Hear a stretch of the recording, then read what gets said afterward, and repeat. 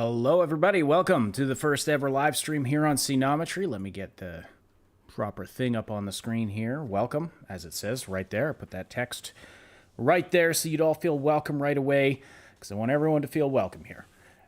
So yeah, I'm that guy what makes these videos. How is it going? Glad to see a bunch of you here. I'll be honest, I was a little nervous about this. I haven't done a live stream in a while. By the way, tell me if I'm coming through here. Let me know. I'm afraid I'm gonna forget some process, some key step of this whole process of doing a live stream. I think, everything's green. Everything looks like it's working, so I think everything's fine. So yes, hello everybody. A lot of discussion happening in the chat already. That's fantastic. So today, the plan is generally, I'm going to hang out with you guys for the most part, but I thought I'd do a bit of a creator commentary on the latest episode of Overthinking Futurama. I hope you all enjoyed it. And it sure looks like you did. Oh, wow, so many views already. I'm honestly blown away by the support for this channel. I really, it's been fantastic and unexpected. I wasn't expecting to be here for I don't know, like a couple years. I thought it would take a couple years to get to the point where I'm at right now with this channel, so it's fantastic. Womo asks, by the way, so I saw you on Twitter. Thanks for following over there. If you want, I post stuff on Twitter sometimes, more random things, random ideas, because I didn't want to clutter up the YouTube feed with sort of those Twitter-like posts, or just when I had random thoughts I wanted to share. I didn't want to clutter up the YouTube feed with that, so I started a Twitter, and some of you have followed me over there. So yeah, if you want to engage on some of the more random thoughts I have, or I sometimes post things that occur to me while I'm editing these episodes, stuff like that. Follow me over on Twitter. It's @Cenometry. Big End bunch of numbers says that's how you're rewarded for amazing content. Thank you so much. That means just a ton to me. Womo says, have you had a channel before this? You seem to be a new YouTuber in the way you upload videos, but not in the way you make videos. Well, I have. I've had several channels before. I have a much larger channel called the Triple S League. You can find it linked in, actually, I don't think it's in the description for this stream, but you can find it linked at the bottom of many of my other videos. So that's a gaming channel, and it's not just me over there. There's a team of 3 of us, and it's been focusing on video games and stuff like that. It's all gaming content, some news, some comedy stuff, some lots of guides and walkthroughs.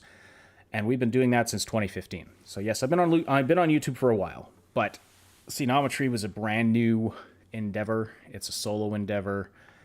It was actually born out of my love for Futurama.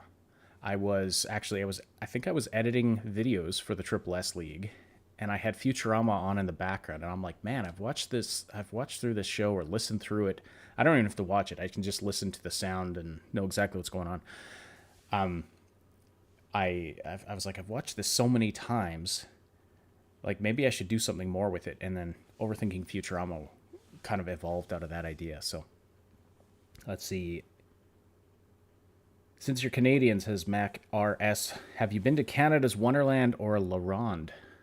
Are you even a fan of theme parks? I'm not a huge fan of theme parks, and I have not been to either one of those, actually. I've been to Disneyland, and that was okay. I don't know that I would go back. I'm not a fan of modern Disney after what they've done to Star Wars and after what they've done to, Marvel's a mixed bag. What do I think is the best episode of the new season? All the way down, hands down, really good. That's my favorite episode of the season. It felt like it truly returned to form with that episode. A solid 100%. There were other good episodes in the season, and there were also, I think, season 11 contains a couple of my least favorite episodes. It also contains a couple of my most favorite episodes. So it was a mixed bag. We'll get into I'll get into it kind of in more detail in when I do a review in a little bit here. What are my thoughts on Lego? Lego's awesome. Lego is the best. Lego is fantastic. If I didn't, I thought about doing a Lego channel at one point. I had all these old sets. I've got a bin down in my basement just full of all the pieces from the sets I had when I was a kid. And I still have a lot of the instruction manuals. And I thought at one point I should build these, and like where there's missing pieces, I think you can just order pieces right from Lego. So I was like, maybe I should do like a Lego channel and like just build these sets, do time lapses or something. But anyway, I didn't go too far with that idea. Plus, my kids have really picked through it. Found they took all the good pieces out. so I don't know where. I don't know if there's even much of a point to try to build all that stuff. What's my favorite season of Futurama as a whole? Oh, that's a tough question because they are all like a season. A season's a collection of episodes that has. Futurama's not a show that has one of those overarching stories, threaded throughout an entire season like some shows, right? So it's and it's different in that way than, say, a show like Star Trek, which, as they develop things, in the Next Generation, you have the Borg threat that really hangs over certain seasons, or even though it was very episodic rather than serialized. It's different when you're doing a comedy show like this, because you can have the most random stuff happen. And while there is there's the thread of Fry and Leela's relationship throughout the entire series, and the way that develops, I really like.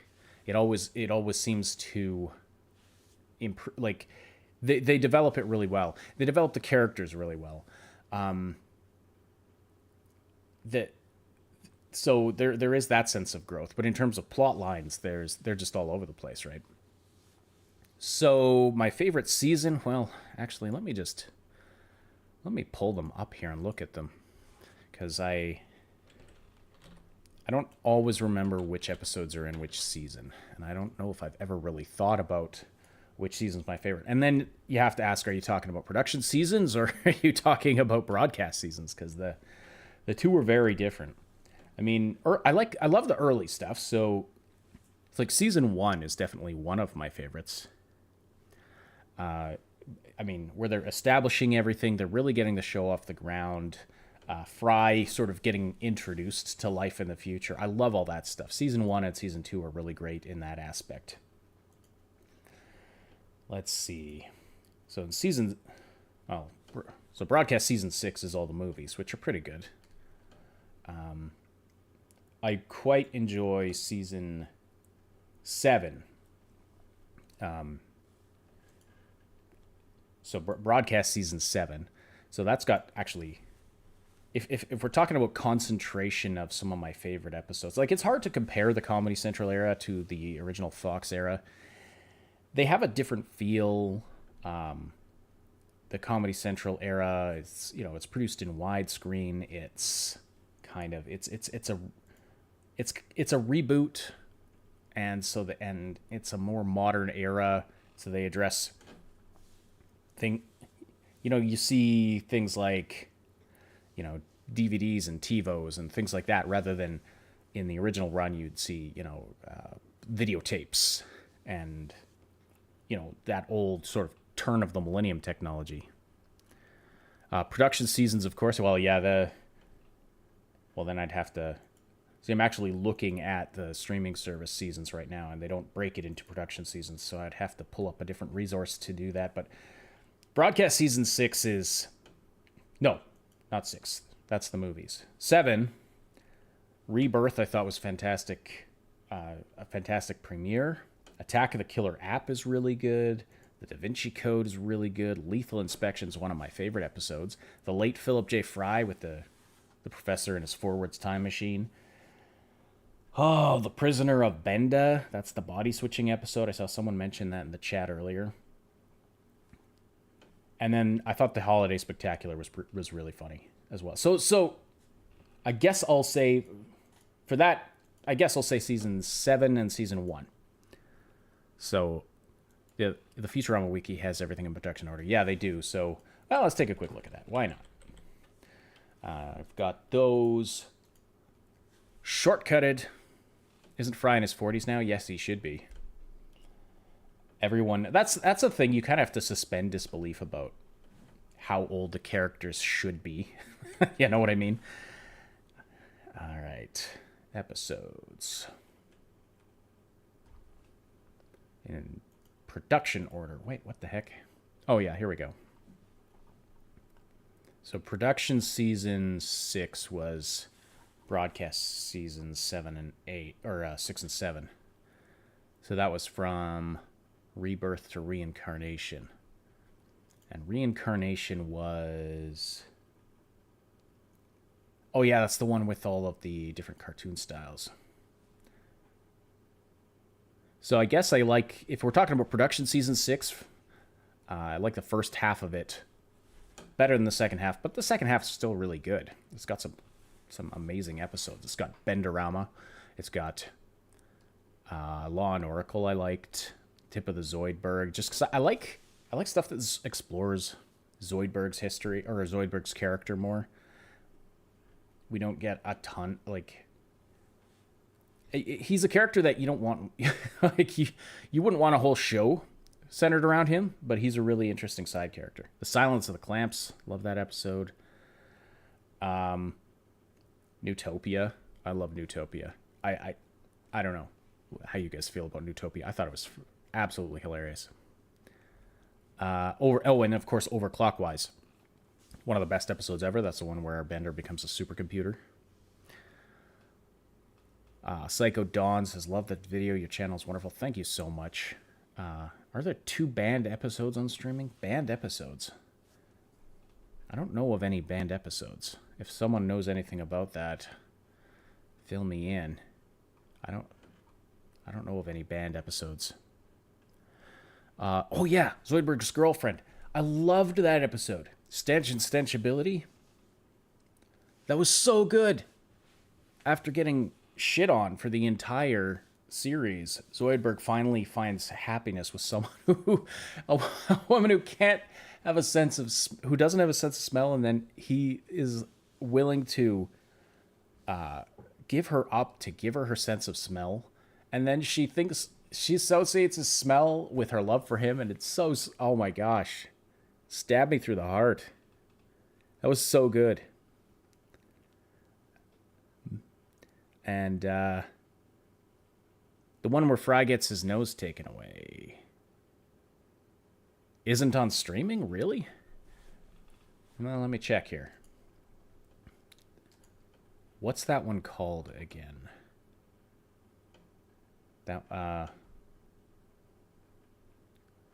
Shoot, what is that one called? That's the one with Bigfoot, and where Lur and Unda are having marital problems as usual. She's not back because Zoidberg ate her. Yes, giving Zoidberg a W. I love it. Spanish Fry. Oh, that's the one. Okay, that's because that's one of those weird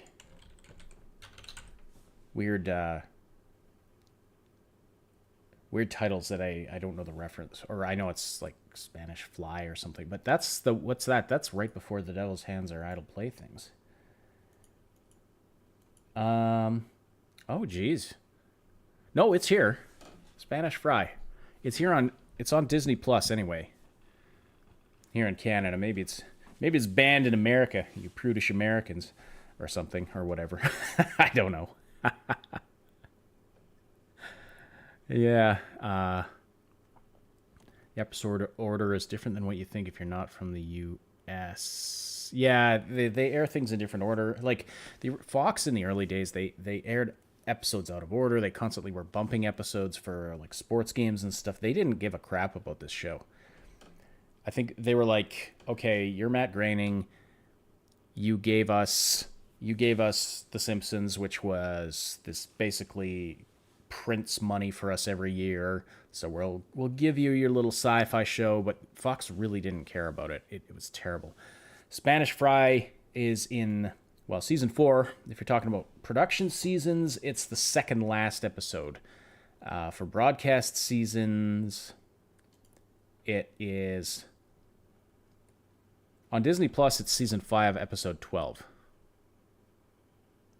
So that's where that sits. But in production order, it's season 4, episode 17, which is right before The Devil's Hands Are Idle Playthings, which is the absolute, that's the finale of the original run. All right. Yes, remove his lower horn. Disney Plus uses U.S. release order with the weird extra seasons. Yeah, they've got all the movies in as season 6 on Disney Plus. So I should change what it says here. Still says welcome here. Let's see here. Shooting the Shizno with chat. Some of you will get that reference, maybe. Oh, I locked it. Hold on. Center it. No, not there. Center horizontally. If you could see what I was doing, this would be a lot funnier. Center horizontally. There we go. Oh, no, it actually changed there. The text changed on the live stream, but the position did not until I saw a video here on YouTube dealing with how Fox royally screwed Futurama. They absolutely did, yeah. Spanish Fry and Ben-Hur were not there last year. They did like what they did to the Michael Jackson episodes. Yeah, is there a better... So, yes, that's a red versus blue reference, but is there a better word? Is there a Futurama word I could use instead of Shizno? Actually, I don't like this. I'll just call this... hang on.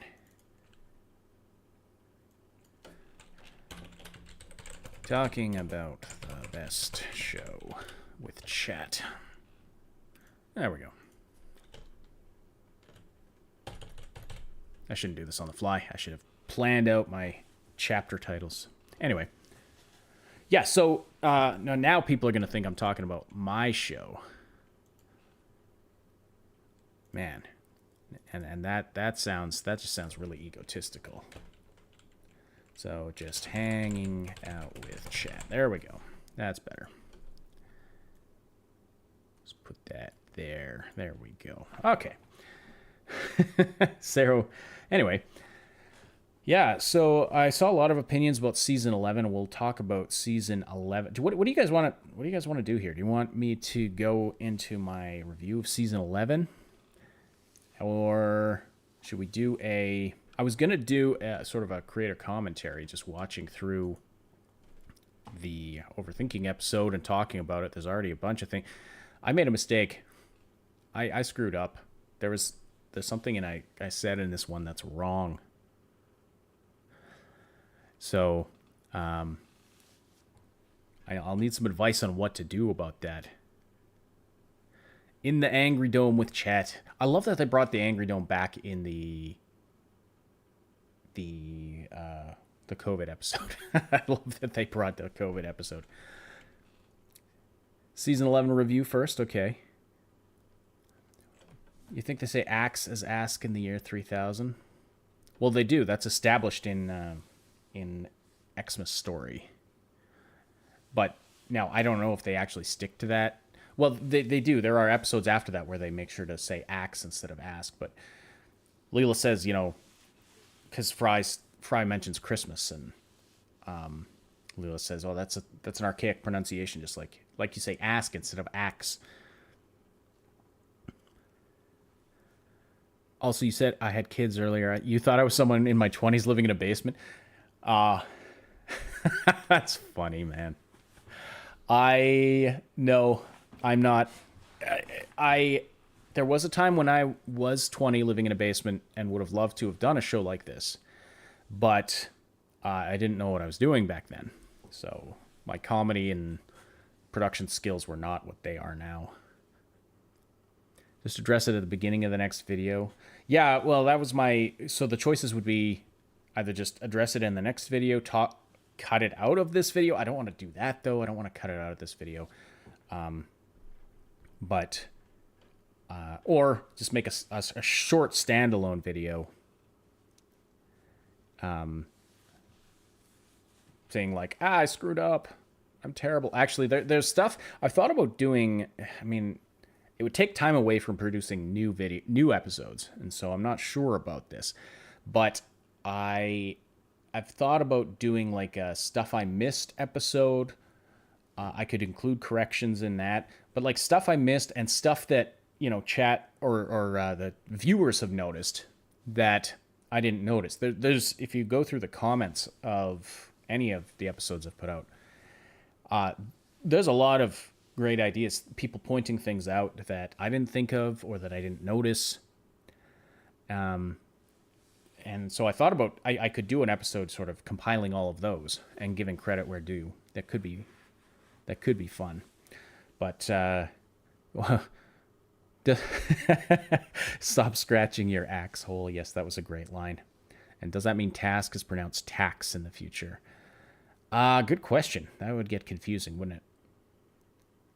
So, yeah, for some reason season 10 didn't air much. I do remember that. I just got them all on DVD. Actually, for a while there, my wife had no trouble coming up with a Christmas or birthday gift for me because it was just, she'd get me the latest Futurama disc set.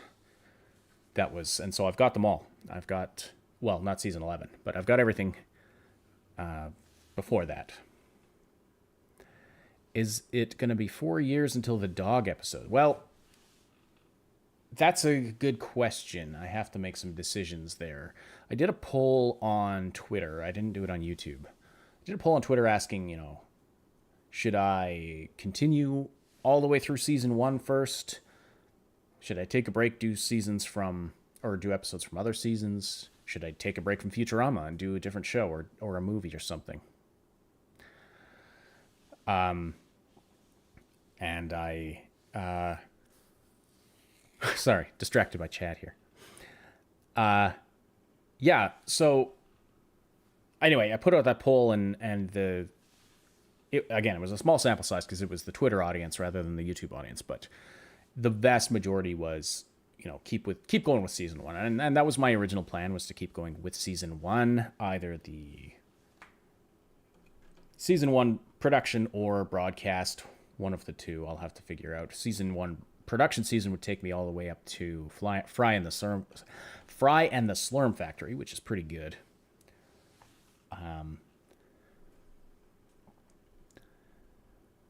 The broadcast season would go up to Hell as Other Robots.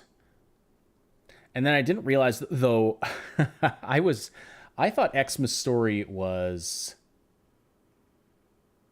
in production season 1. It's not. It's in production season 2. So I kind of I'm doing this count of them saying ask wrong, and that needs to carry on till at least Xmas Story. So I don't know. Maybe I should just go all the way to Xmas Story and then reevaluate. Thinking about Disenchantment. Well, not thinking about Family Guy. Yeah, exactly. I was like, man, as a joke, I should just do an Overthinking Family Guy, and there'd be just nothing in it. Like, Family Guy. I haven't seen a Family Guy episode in ages. That's another show, and I know there's mixed opinions, but Family Guy, I really liked the first 3 to 4 seasons, and then it just fell off for me. I've not enjoyed it since. Anyone else feel that way? Or, are the new episodes any better? Let me know. I haven't seen a Simpsons episode in ages either. I like The Simpsons, but there's just so much. You love Disenchantment? See, I didn't hate Disenchantment, but it just I didn't love it. I didn't love it though. I was expecting kind of a fantasy Futurama, and kind of was trying to be that, but I didn't feel like I don't know. It just didn't have the same spark, and maybe it's because I was comparing it to Futurama. I don't know. I mean, there's context is everything, right? Last Simpsons episode you watched was the Futurama one. There's actually I know a YouTuber who's a massive Simpsons fan, and like he's done work with us. He does work with us on our other channel, Max Darrett. He hosts a news show for us on the other channel, and he's a massive Simpsons fan. So I floated the idea of doing like a crossover with him and doing that Simpsorama episode. So we'll see. That might happen. Family Guy gets worse the longer it goes on. There's no real season where they fall off. Okay, fair. All right, so you've seen every episode of The Simpsons? Yikes. I don't know when French died out in Futurama. How many blurns can I hit? I can hit all of the blurns. And the secret to blurnsing the blurns is you blurns the blurns. Then you step up to the blurns with your blurns. You blurns the blurns, and then you blurns. So there you go. Now you're an expert blurnser. Let's see. All right, so season 11. So I mean, it wasn't really the comments I heard said or heard the comments I heard. Can I English? What's wrong with my brain? So what I read in the chat was do the season 11 review first. So I guess that's what I'll do. Yes, it was all gibberish other than the word blurns, right? Your arachnophobia kept you from going pro blurns ball. Nice. Just gonna swig of water here 1 second.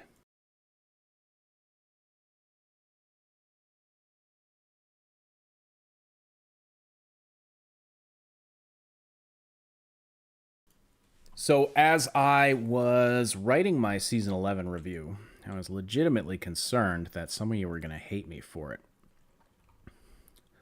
And I hope you don't, because honestly, like, I'm changing the text again. I don't like that it changes right there while you're watching, so you can see my typos. Let's see, Futurama review. Futurama season 11 review. Okay, now let's center that.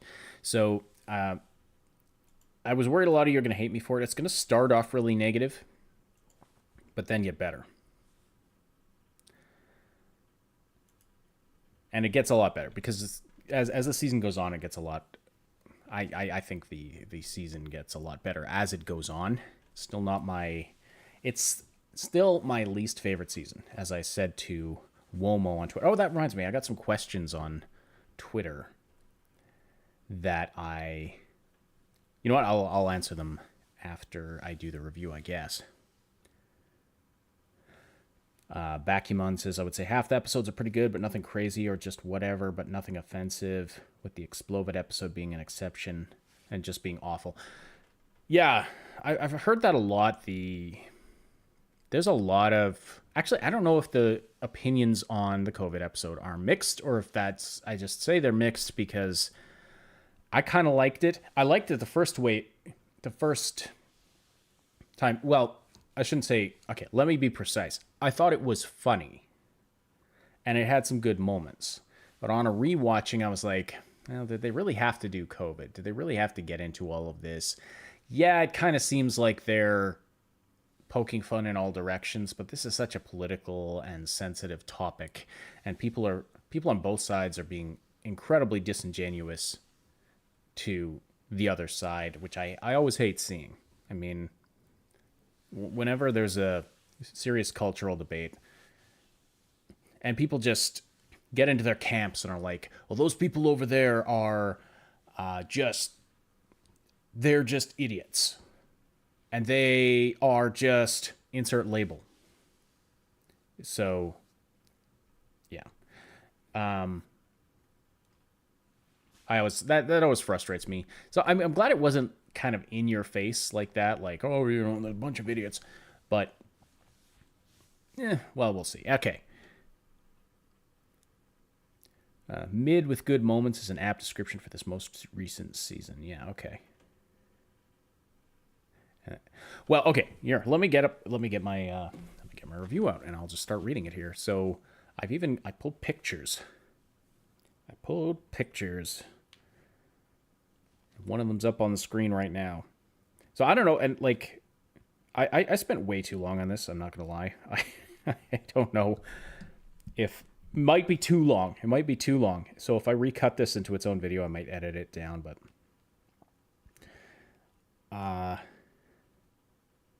I'm just pulling it up on my phone so that no, that's the wrong document.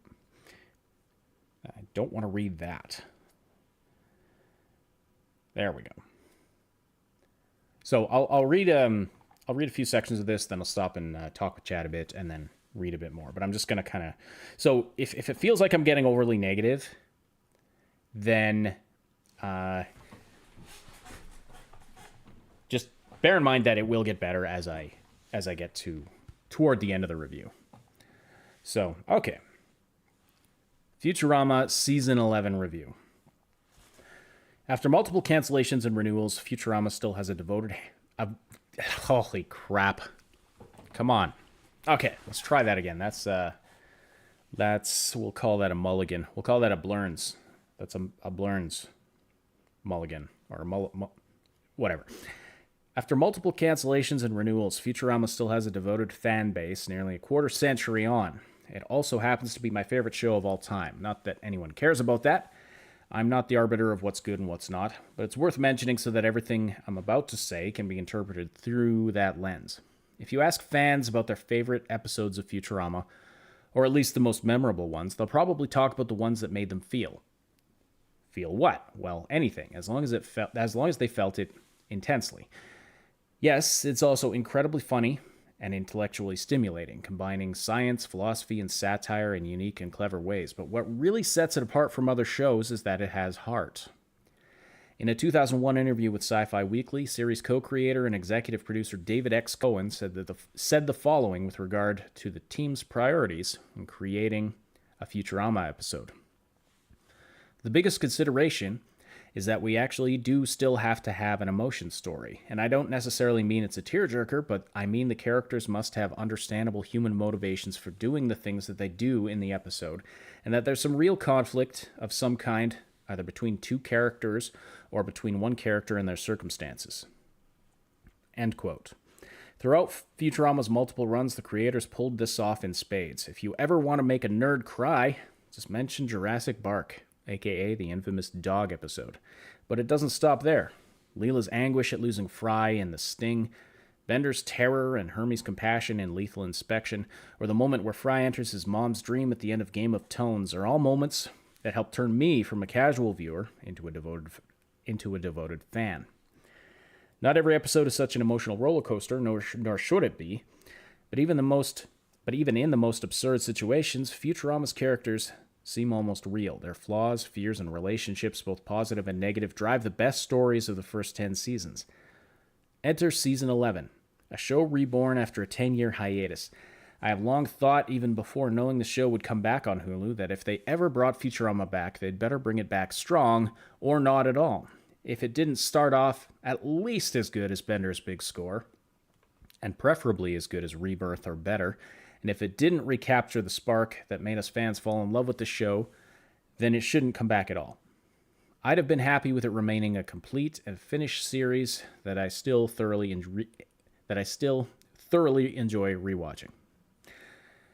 Did Season 11 reach the lofty bar I've set for it? Actually, I'd argue that the creators set the bar for themselves, but the answer is both yes and no, ultimately leaving me undecided about whether or not I'm happy they brought it back. Yes, because the spark that Yes, because the spark that sets Futurama apart from other shows is present in season 11. In fact, there are some moments of Futurama brilliance, but also no, because that spark feels like it's been smothered and is sometimes completely absent.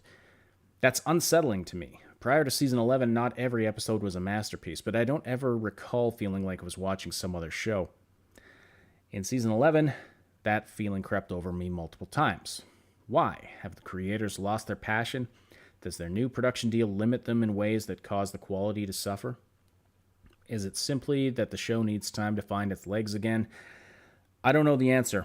I can only hope that season 11 will push me off the fence. I can simply hope that season 12 will push me off the fence in the direction of feeling happy that the series was revived. All right. That's my introduction. So I'm about a quarter of the way through. The rest of it is like an episode by episode breakdown. You still want me to continue? I don't know if that was too long or too wordy. And obviously I stumbled over it a little bit. I'm kind of approaching this like I might turn this audio into its own video, like a review. I might re-record it too. We won't hate you. You're overthinking it. Thank you, YouTube. So let's see. I don't know if any reboot in this time and age will ever really hit the highs of the originals, especially with the socio-economic climate. I mean, yeah, it's hard to say. It really is hard to say. And honestly, I'm okay with the show having seasons. Well, okay. Obviously, the show has seasons. I mean, in the sense of, like, it starts off, it's got one feel. And then as you get into... the Comedy Central season, the Comedy Central era of the show had a different feel than the original Fox era of the show. And those have a different feel than the movies. That's okay. Like, a show can evolve as long as it just has the same show. Why would you hate me for this? Because of what comes next. I trashed the first 2 episodes. So... that might be, I don't know, anyone who likes it, whatever. You know what? I'll just I'll just go with it, and we'll just see how it goes. But next we have, of course, season 11, episode 1, The Impossible Stream. Although it keeps with the tradition of poking fun at its own cancellation and renewal, and there were some pretty good zingers along the way, The Impossible Stream lacked the substance, heart, and character-driven story that's at the core of any Futurama episode. Of any good Futurama episode. The overall plot was okay. It had some delightful moments, but the behavior and motivations of the central characters were simply not believable. Yes, Fry is dumb. And deciding to watch every show ever made is a very him thing to do. But the jump from, I need to stop wasting my life to set a goal, to I'm going to watch all of the TV, is just not believable in the way it happens. Similarly, Leela's reactions felt out of character and contrived. It all boiled down to Fry wants to accomplish something, and Leela wants to be a supportive girlfriend, with no complexity or nuance beyond that. These paper-thin motivations are a disservice to the characters and their relationship that we've watched develop over 10 seasons. There was an opportunity for something more, a heartfelt episode about Fry struggling with getting older and feeling like he's wasted his life in the future as much as he did in the past. There could have been an exploration of why Fry chose the There could have been an exploration of why Fry chose the TV goal, or a meaningful turning point where he realizes the emptiness of what he's doing, maybe even grows as a result. All of this could have been accomplished without sacrificing the humor and zany hijinks.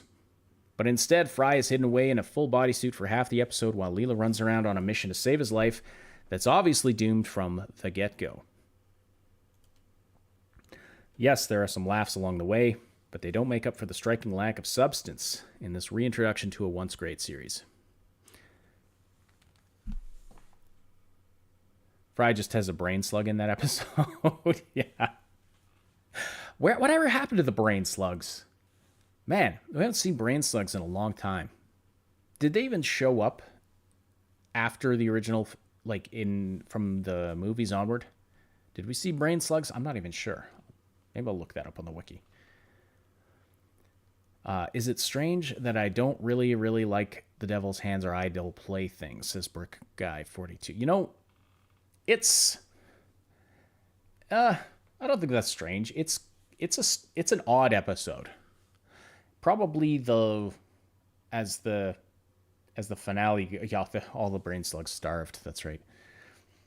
As finales go, it wasn't fantastic, and I don't know if it was intended to be a finale when they wrote it. I should look into that. But the Devil's Hands Are Idle Playthings is. I didn't think it was a bad episode. It wasn't my favorite episode. It didn't end the series with a bang. Like, it felt like there should be more to come, and maybe they meant for to be more to come, and obviously there eventually was. It had a sweet kind of development in Fry's relationship with Leela, and yeah, it was okay. Not the best, but it was definitely okay. Not my top, not in my top 10 episodes, that's for sure. This is something that can fix all the continuity errors. Zoidberg ate all of them. Yeah. Right. Yeah, so Secret Nick says some of the timing felt off in the crypto episode. And you know what?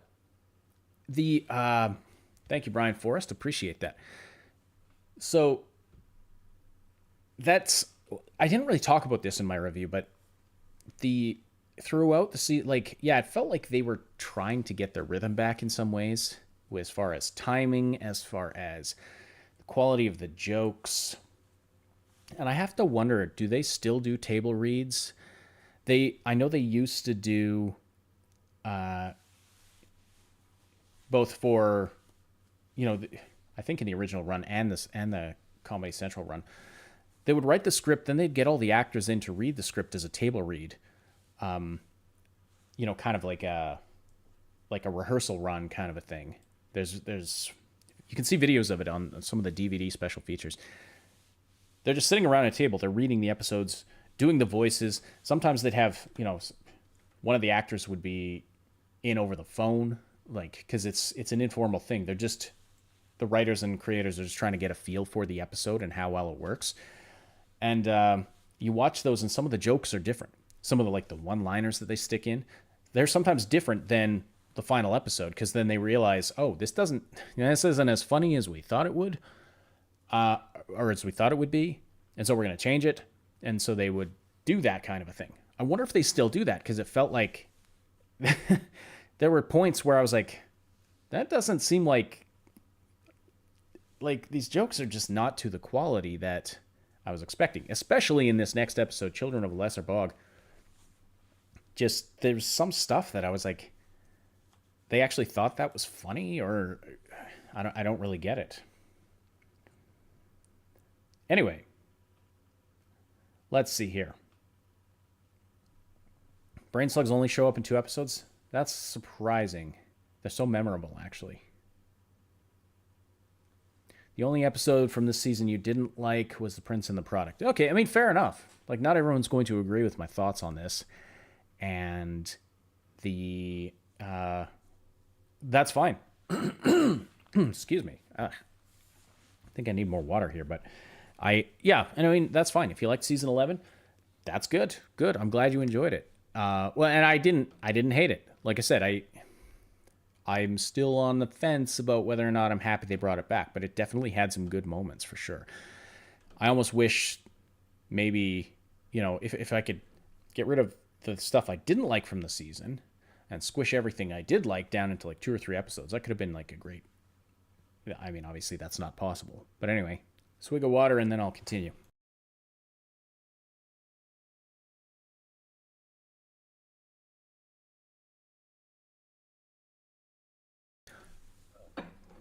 Okay. Excuse me. All right, season 11, episode 2, Children of a Lesser Bog. If you thought my previous review was harsh, you might want to skip this one. Children of the Lesser Bog is, in my... Children of a Lesser... Sorry about all this flubbing. Children of a Lesser Bog is, in my opinion, the worst Futurama episode in existence. The jokes and one-liners feel random and half-baked. The B-plot about the honey candy was as unfunny as it was pointless, and the main plot didn't seem to know which way it wanted to go. It just starts off with Amy struggling to adjust to motherhood, transitions to her feeling jealous because she thinks the kids like Leela more, and then shifts to this weird parenthood challenge from the grand midwife because Amy didn't contribute any DNA to the kids. Oh, I forgot to change the picture. Okay. So, and also, this is off script, but the start of the episode where she says, having a family with Kif is the only thing she's ever or the only thing that she wants right now. Like, she's in the 20 years since the kids were born and went off into the swamp. She's grown and she's ready to be a mother too. I felt it felt a little artificial in that she had no apprehension. Like, there was no moments of, oh, I'm scared, but I really do want this. It felt a little fake for that reason. Small thing, but I mean, then they crammed through these other, like, the plot changed directions so fast and so often that I got mental whiplash from this episode. Any one of these subplots could have been an entire episode, but instead they were jammed together into a jumbled mess that barely scratched the surface of any of them. I didn't feel Amy's struggle with motherhood at any point. Leela being the cool aunt with the added complication of being the kid's DNA mama could have been an awesome episode, but at no point did I feel any real connection between her and the kids. She's in some kind of wide-eyed stupor for the whole episode. And the parenthood challenge was absurd. It undermines the well-established premise that the one who made Kif receptive to pregnancy is considered to be the mother. That's established to be the way it works in Kif's culture. But even if you ignore that, all of the build-up fizzles into nothing when the midwife asks, "Do you really love these kids?" And that's it. The challenge is over. There hasn't been a less satisfying climax since Fry made love to that radiator woman from the radiator planet, especially since, and this is key, at no point in the episode was Amy's love for the children ever in question. That irks me to no end. That's what they chose to come down to at the climax. Do you really love these children? Okay, then yes, you're their mother. No, I didn't question that anywhere in the episode that Amy loves these children and wanted to be their mother. Like, hate it so much. I was really disappointed with this one. I don't know if you can tell. Now, there is stuff I liked about this episode. I like the addition of Amy and Kif's kids. They have funny personalities. I think they're going to be a great addition to the show. I enjoy seeing them on the screen. I do like the kids and their personalities and how different they are, and that they suddenly have this family of differently aged children, but they found a way to make it work scientifically. Because they were all in the different temperatures of water and developed at different rates. So I liked that, and it's nice to see the character development of Amy and Kif now being parents. Amy's joke that's not in this episode. Sorry, I was going to say Amy's joke, Kif has a single friend. His name is Zap. I almost died laughing. That's in the previous episode, isn't it? So that's a mistake. Also, we get to see Kif kick ass. And it's really awesome. And you guys know how much I like Kif if you've seen my other videos. So yeah. All right, let's read some of your thoughts here. Do you think the episodes being longer might have been a factor as to why some of them feel off? Oh, good question. That's a really good question. I actually never even thought about how long the episodes are. Let me see here. Season 11. How long are these episodes? Whoops. Hold on. That probably didn't come through on the stream. I got to be careful because I would actually put the episodes up on the screen if I wasn't going to get copyright struck into the next millennium by YouTube. Let's see. So, Children of a Lesser Bog is 25:42. That is a strange length. And then, because yeah, going through like early on in the Fox run, like they're bang on. I think it's 22 and a half minutes or 21 and a half minutes because you had super strict time limits. When you're making a TV a show for broadcast TV. And then let's see, how the West was 1001, whatever, 25 minutes and 22 seconds. Now that's including credits and intro sequence, but I don't know, that could be a thing. Prince of the Product was worse, but Lesser Bog is kind of forgettable, says Secret Nick. You know what? I guess, and I think I actually say this later in my review, that that Prince of the Product is actually maybe I like it even less than this, because this at least something. So maybe this is my least favorite canon episode. And the thing is, it could have been great because, I mean, it's a great callback to something important that happened earlier in the series. It could have been fantastic. I just feel it was bungled in execution. The episode after this episode was the episode that gave me hope after the first episode. Oh, so you liked it, Brick Guy. Okay, fair. Remember commercial break? I wasn't sure how well that joke was going to go over.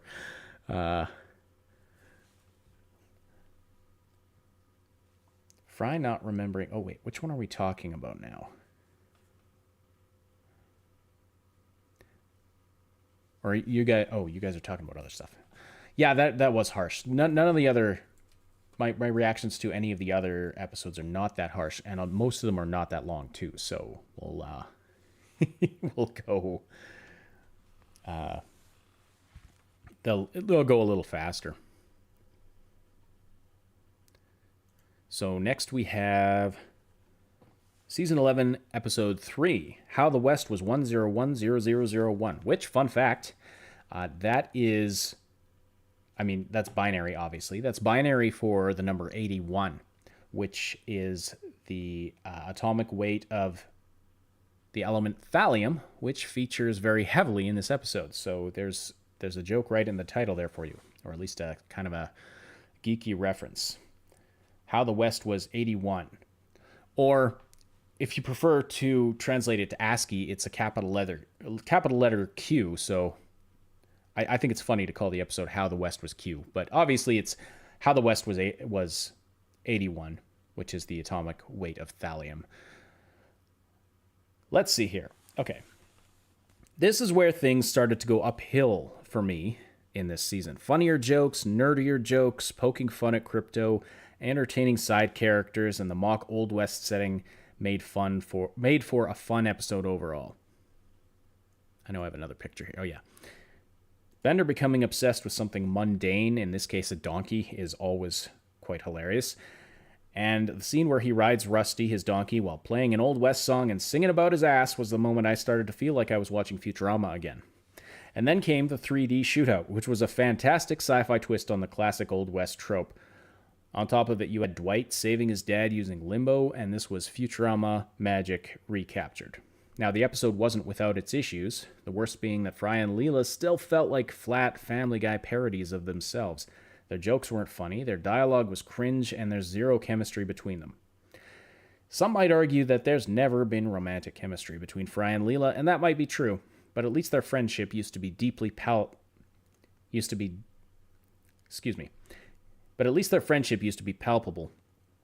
Deeply dysfunctional, but palpable.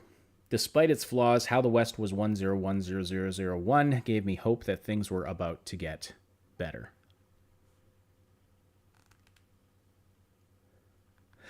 Harry says the song in this episode was a big letdown. It wasn't the greatest song, but I don't know. I enjoyed it. I don't know. I enjoyed it. Let's see here. I found all these episodes to be better than some of those Comedy Central episodes, to be honest. Well, arguably. I mean,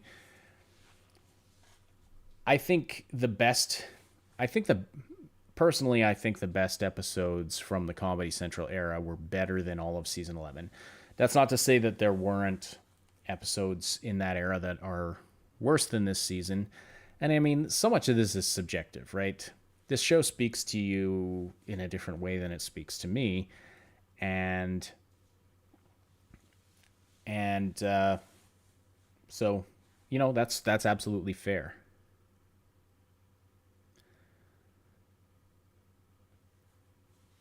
Yes, the song was bad. but it still felt Futurama-ish. Futurama has strange songs. You remember the Robot Devil song from Hell is Other Robots? The cigars are evil, you won't miss them. Da da da da da. That's a objectively and technically speaking, it's not a great song, but it's also is a great song. It's hard to explain. Like they have the guy who writes music for Futurama has this sort of disjointed style that is difficult for the brain to process, and yet has a charm that that's unique. So there you go. Let's see. One says, I wonder what you think about the fourth episode. I don't like it, and no one seems to agree with me, aside from Mr. Enter, of all people. I'm not sure who that is, but XA44, the best part of this episode, it's the start of making topical episodes that don't have the topic overtake the episode and are just a setup. Yeah, I liked that too. It's kind of a... I really liked that they turned the whole crypto thing into an Old West parody somehow, and made it... they made it relatable, but also... Yeah, it didn't overtake the episode. Like, it could have been about something else, but it was really well done in the way it was done. And so I like that. Like, really the only thing I didn't like about this episode was Fry and Leela. But the other characters were really, really quite good. I feel like they could have done more with Zoidberg as he, takes over the doctor's office in town. But, oh well. I mean, it was pretty good. This is the first episode where I watched this and I was like, okay, maybe things are getting better. And upon a repeat watching, I liked it even more. So there you go. Let's see here.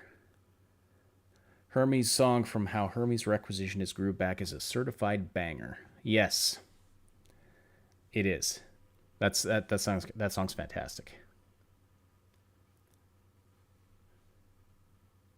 Let's see. Okay, well, let's get on to the fourth episode then. I gotta remember to change my pictures. Yes, okay. Fourth episode was Parasites Regained. Season 11, Episode 4, Parasites Regained. This was a tough one to review since I don't really get the Dune references. I hope that doesn't rob me of too much nerd cred. Anyway, it was a generally solid episode after the 2-minute 30-second mark. The opening, which reestablishes that Nibbler is a super intelligent being, was super cringe, in my opinion. All the main characters know that Nibbler is intelligent. He hasn't hidden his intelligence from the crew since Bender's big score. And there have been several episodes since in which he plays a key role. So nobody should be surprised by him talking, least of all Leela. The Nibbler you can talk thing feels like an attempt at a silly Family Guy-style joke, which just doesn't work here. Especially since the episode's emotional stakes are built on Leela having an established relationship with intelligent Nibbler, not dumb house pet Nibbler. It's this kind of thing that really bugs me about this new season. Throwing away established character traits for a cheap joke robs the characters of their depth, which is what made this show so great in the first place. Okay, that was kind of harsh, but it gets better. Anyway, like I said, it was pretty good for the remaining 21 minutes and 10 seconds. 3D crossword puzzles and quantum wordle are some of the most Futurama things ever, and Leela's emotion at the prospect of losing Nibbler finally made her feel like a real character again. The ending tugged my heartstrings, but only on a repeat watching. The first time I saw it, I was too numb to notice. Numb because at the time, I felt like my favorite show was being reduced to a hollow shell of its former self. How do I not get the Dune references, Trickieran? Dune is not a franchise I've had the opportunity to dive into yet. I'm getting there. You know what? I'm gonna slam through the next two here, and then I'll read some chat again. But then came two episodes that I liked. Related to items you've viewed, felt like it would fit nicely with a classical topical episode, like A Farewell to Arms or Attack of the Killer App. The jokes were funny, Mama's a great villain, and Fry and Leela's relationship started to feel relevant again, if not a bit cliche. Bender's jealousy at being a third wheel when they move in together was on point, and also served to drive the main plot forward. As it should, the subplot should, those side plots should serve the main plot and intersect in some way. That's the big issue I had with the honey candy at the end of, where Bender makes the honey candy in episode 2. It had, all it did was serve up bad jokes. So I was like, what's even the point? I Know What You Did Next Xmas, while not being the funniest episode of the new season, featured a plot that centered around Bender and Zoidberg that I found fascinating. I haven't researched to check, but I don't remember another episode that has explored their relationship in this way or paired them up at the center of the main plot line. The results were delightful, as were the many callbacks and cameos from extended family members of the Futurama crew. My biggest complaint? No Gram Gram and Shabadoo.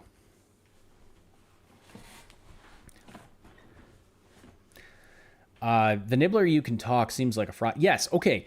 See, there's an instant fix. You give that line to Fry, problem solved.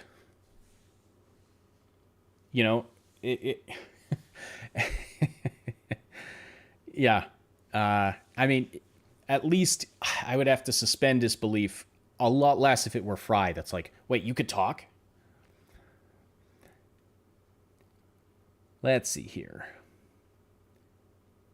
So, yeah, some comments about the Dune parody. They went with a Dune parody and it wasn't good. I agree with a lot of criticism. Definitely a forgettable episode. In general, I honestly, when I rewatched it, I forgot what the episode was about. Until I rewatched it again.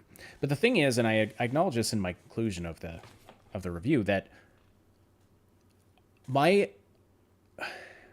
oh my gosh, thank you for the super chat, Trick Kieran. That's very generous. Thank you so much. No comment with that, but yeah, I really appreciate that. So my experience watching through season 11 for the first time was severely tainted by the first 2 episodes, and I think that was that was just a misstep in production. If the more solid episodes of the season had been the first couple episodes, and then there were a few mid episodes, or even a bad episode in the middle of the season, it would have been way more forgivable than starting off with 2. It ruined my experience going through. And so rewatching it, my opinions of a lot of the episodes changed because I no longer had, I wasn't still reeling from that initial disappointment of the first 2 episodes of the season. So, yes, the spice. I mean, I know the some of the references from, second or third hand, but yeah, Dune, I haven't. All I know is that people tell me read the books, don't watch the movies of Dune. Maybe it's different with the new movie, but I should probably I should pick them up and read them. I've been looking to read more. That'd probably be a good one to start with, right? Sorry, I forgot to mute my microphone there. Just taking a swig of water. Let's see here. Okay. Episode 7, Rage Against the Vaccine. I was nervous about this one. I don't mind a topical episode, but COVID was so heated and political that I wished they had left it alone. In the end, though, I thought this was one of the better episodes of the season. Fry and Leela's relationship continues to feel more real. Hermie's journey through New Orleans was quite entertaining, and the parodies... What was I trying to write here? Holy crap. Oh, I wrote, and the parodies online during COVID. No. And the parodies of life during COVID were hilarious. I almost felt a camaraderie with the creators, like, there's this thing we all went through, let's take a moment and laugh at it. While there were some political jabs, it feels like they were jabbing in all directions for the most part. Of course, that's subjective and open to interpretation. And upon a repeat watching, I didn't appreciate the episode nearly as much as the first time through.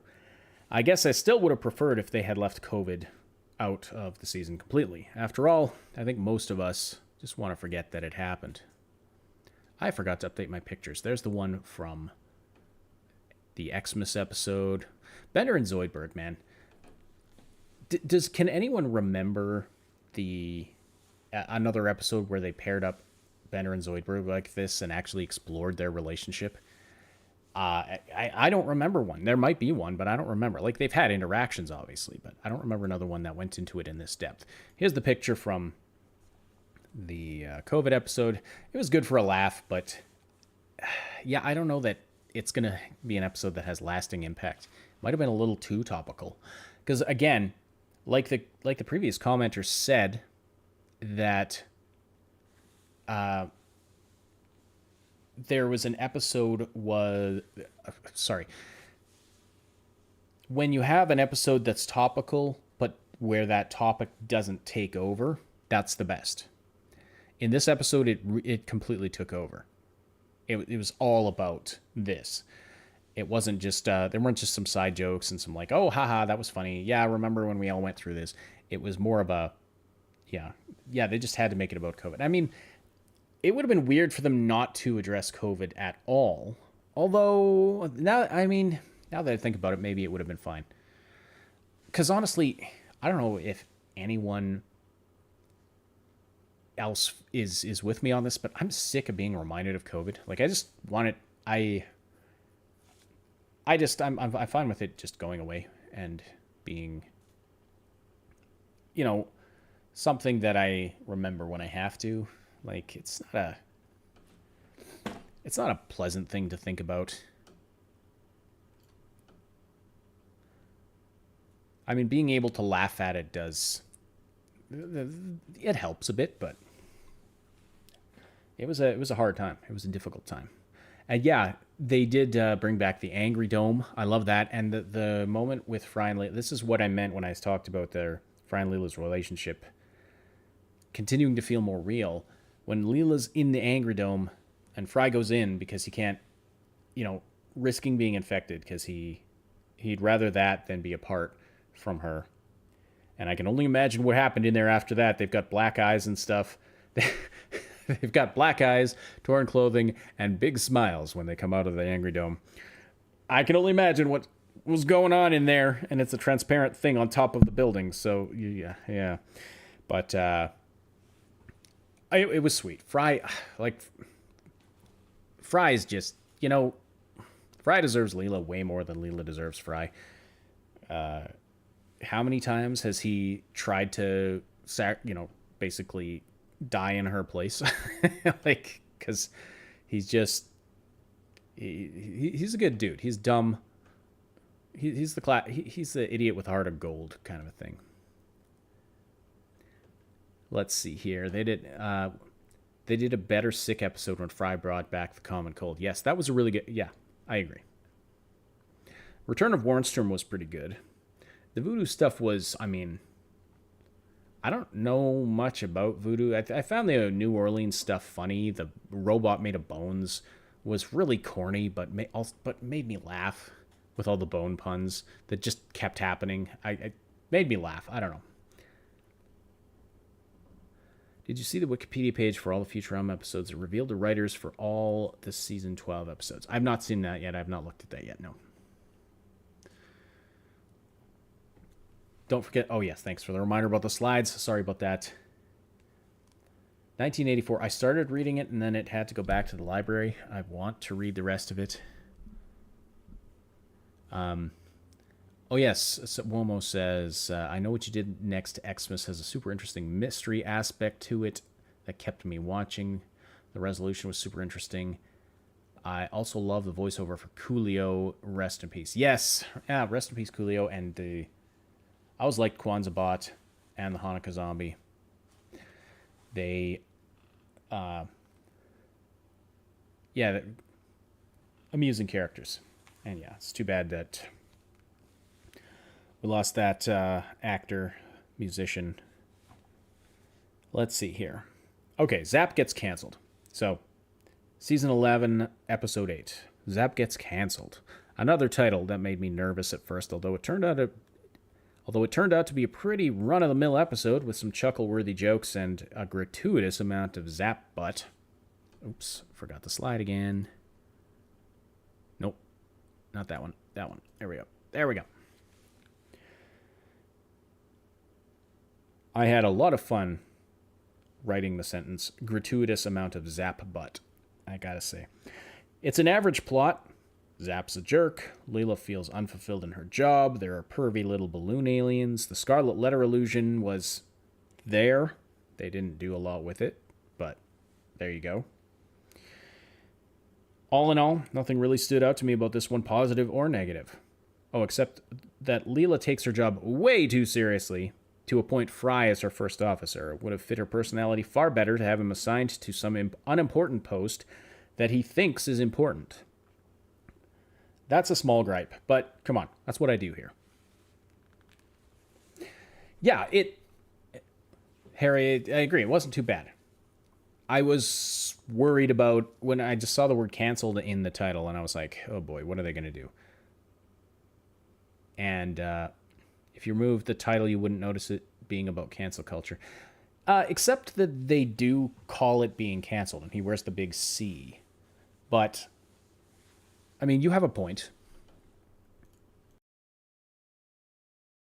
It really wasn't about cancel culture. In a different era, this would have just been called, like they've done episodes like this on other shows where, you know, some guy's inappropriate at work and has to do the sensitivity training. You know, they've done, I think I remember a Friends episode where they did something like that. Like there's a lot yeah, like this idea, it has been around for a while. Like, it's not like this is the first show that's tackled something like this. They just put this new 2020s label on it, right?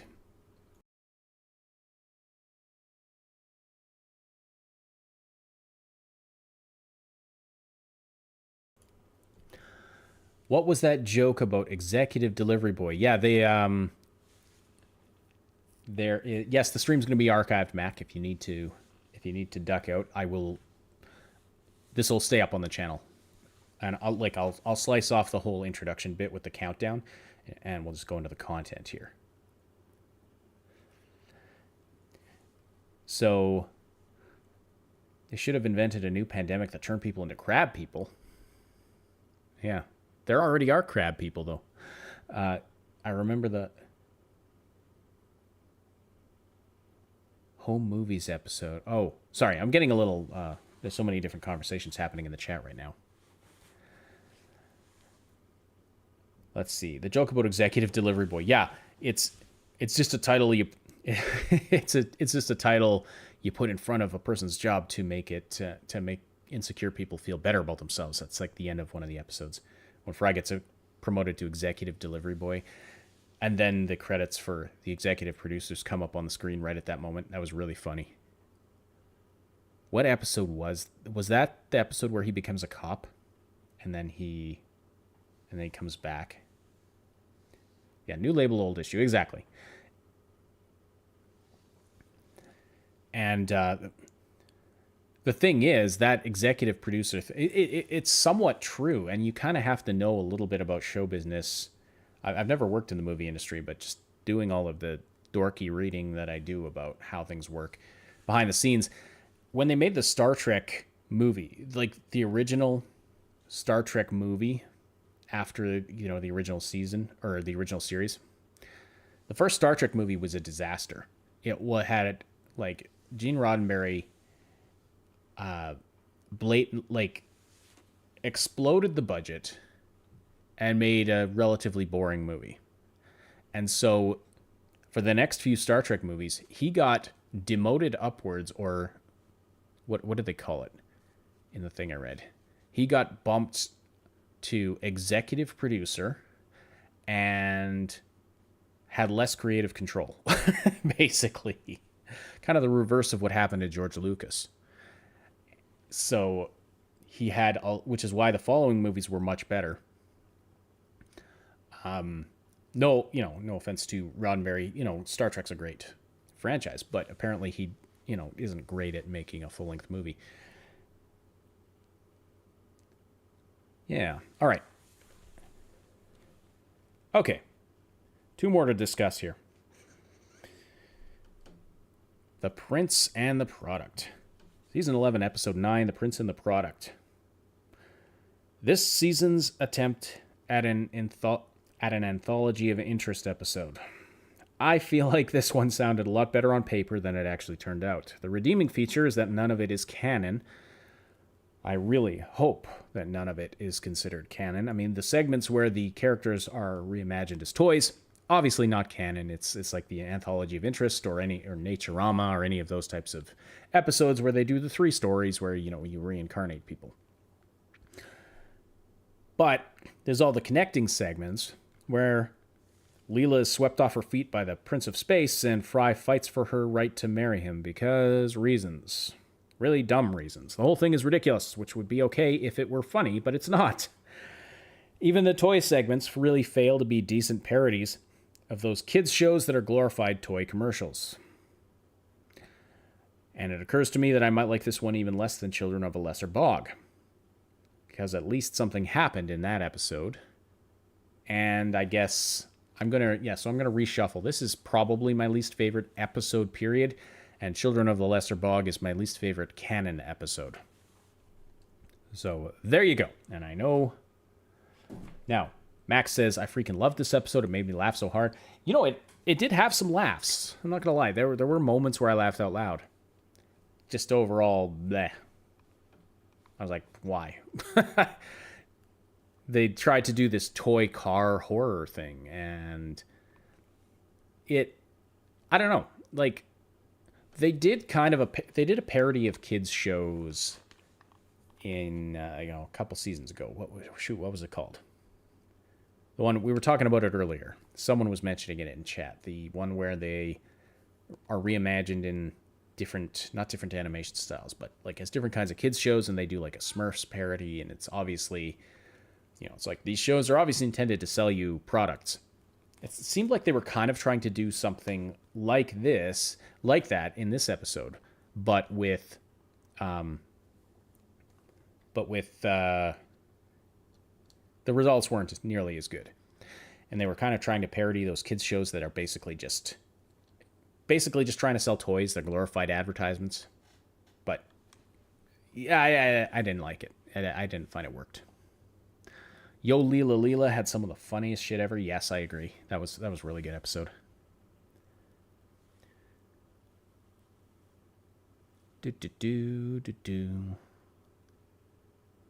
So, Mac, you liked this episode, like you really liked this episode more than the rest of the season. Interesting. Okay.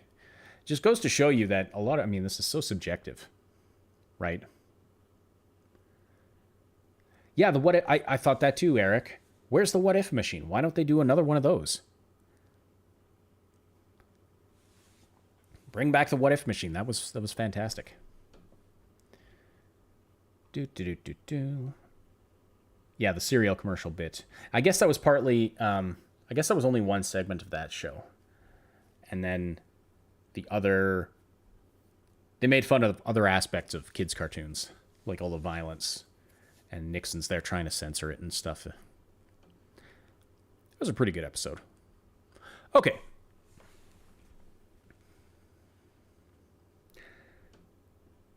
All the way down. Season 11, Episode 10. At least the season ended on a high note. All the way down was the crown jewel of Season 11, combining all of the elements I talked about at the start of this review. Awesome science, deep philosophy, a solid mix of both crude and intelligent satirical humor, and real emotion-driven motivations. And one of the most thought-provoking topics that I think they've ever covered. With Fry driving things home in the end with his assertion that his love for Leela is real, even if he's not. I love this, by the way, how they kind of explain certain aspects of quantum mechanics and other things about how the universe works by comparing them to efficiency, like by comparing them to how you might cut corners if you're writing a computer simulation to make it more efficient. Brilliant. This was freaking brilliant. This scene with the where Bender's playing the ball game, and the professor's talking about how his lazy software wouldn't even keep track of where the ball is until someone looks under the cups. I mean, just brilliant. It's fantastic. And then, yes, of course, Fry talking about how his love for Leela is real, even if he's not. And I mean, often when I hear things like that, it's like, well, what does real mean? Even if you're simulated, does that mean you're not real? It just means that your laws of physics are you exist contingent on some other thing existing. Your reality is contingent. That doesn't mean it's not real. So much philosophical stuff we could get into with that. But anyway, do we live in a simulation? What would that even mean? What does real mean? For all the unknowns, one thing is for sure. This was one of the best episodes of the series, not just the season. In conclusion, this review was really difficult to write. My opinions on the latest 10 episodes changed as I was rewatching them to write this review. While Season 11 remains my least favorite season, I can see that my original opinions of many of its episodes had been polluted by my initial disappointment at those first 2 episodes. My second and third viewings held far more enjoyment, but not enough to completely convince me that the revival was a good idea yet. All the way down almost got me there, but it'll remain an open question for now. Season 12 is happening. Here's hoping the pitfalls of Season 11 were just a glitch in the simulation. Thanks for listening to my ramblings about Season 11. All right, let's see what else you have. Your theory is that our Bender is now John DiMaggio coming down from the first sim. And yes, bringing back Amy Smarts was nice. That's true. Yes, I like it when they explore that aspect of her character because she's, a really smart scientist. Amy was really good in the episode. Yes, I should have mentioned that. Amy was really. They did Amy well in this episode.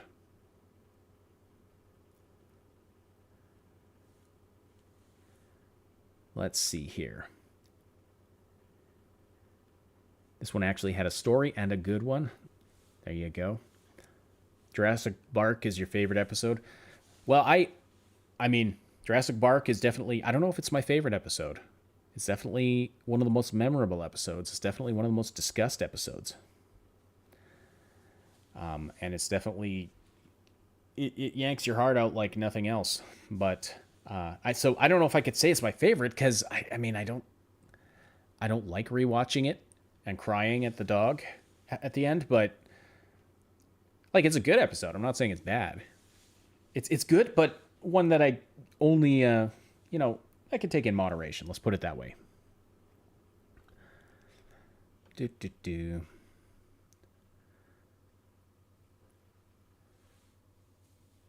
Is he the... Oh, wait. This is interesting. What are you guys talking about here?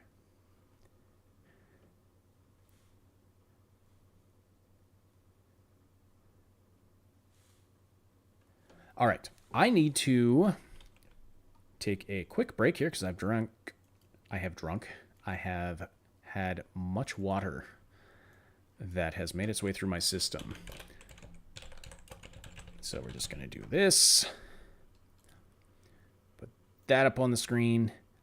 I'll be right back, and we'll watch through the latest Overthinking Futurama with commentary. All right, BRB.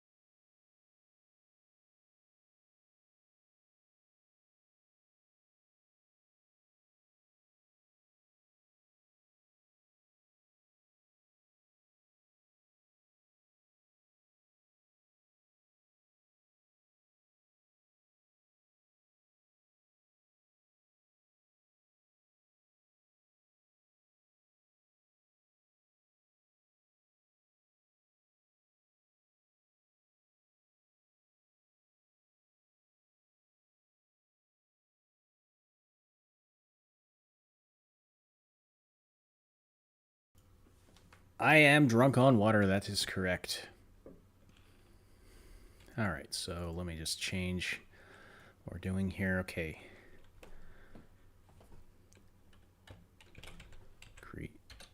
Creator commentary.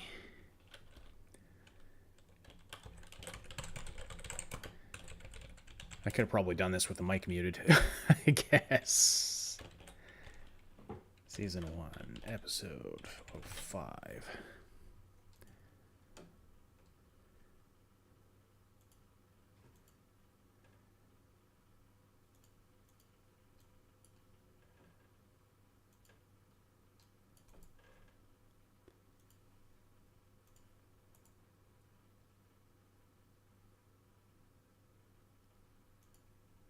See, I haven't practiced all this stuff like yesterday, so I knew. Got comfortable with the streaming software again because it's actually been a while since I've run a stream. But I'm like, what am I supposed to click on? Center. There we go. Boink. Okay. Promise you won't find the wheel without any kind of non-alcoholic beverage. Yeah. Would it have been better if the pandemic episode had turned people into owls? I don't know. Maybe. Maybe. I think that the toy episode would have been better if they were owls instead of toys, and if it was like some actual thing. So when I bring up this video... Oh, now I have to... Because I didn't put them in a group, because that's messed things up. So now I have to hide each one of these images individually, because I was just bringing them in over top of one another. There we go. Okay, so there's the video. Now, it's going to have... Yeah, so... You people talking about how young you are. You can all shut up. Okay, I'm not that old, but, probably older than a lot of you.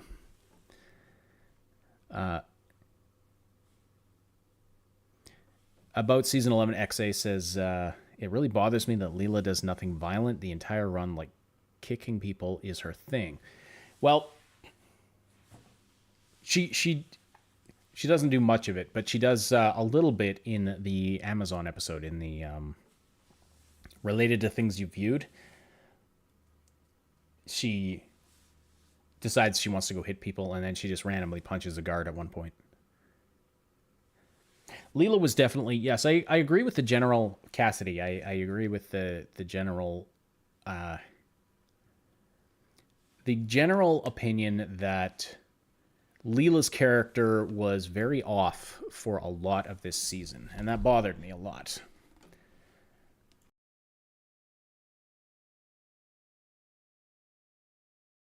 I think, like, she's got a very established character, and yet it's almost like they didn't know what to do with her at certain points. So, all right. Is Bender's grandma drowning in treacle a reference to the Great Molasses Flood? It could be, but I mean, I would need... The thing with references is that it has to be pretty concrete. There has to be something specific to latch onto so you can say, okay, that's a reference, which is why I made a deal about the whole Octopus's Garden thing in iRoommate.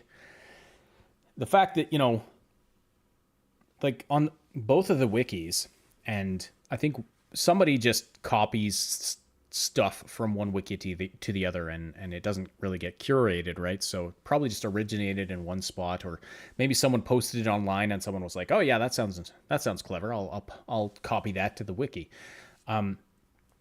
The Underwater Apartment in no way is a reference to Octopus's Garden, the Beatles song, because I mean, there would have to be something specific, like if it had things in the apartment that were mentioned in the song, or if if it were playing background music that was reminiscent of the song, then okay, it would be a reference. But just the fact that there's an octopus is like, I don't even know where that came from. How many kids does Bender have? Oh, I don't even want to know. After he if his if his antenna is constantly emitting reproductive code, could be many, many, many. So, all right. Well, let's see here. Let's see.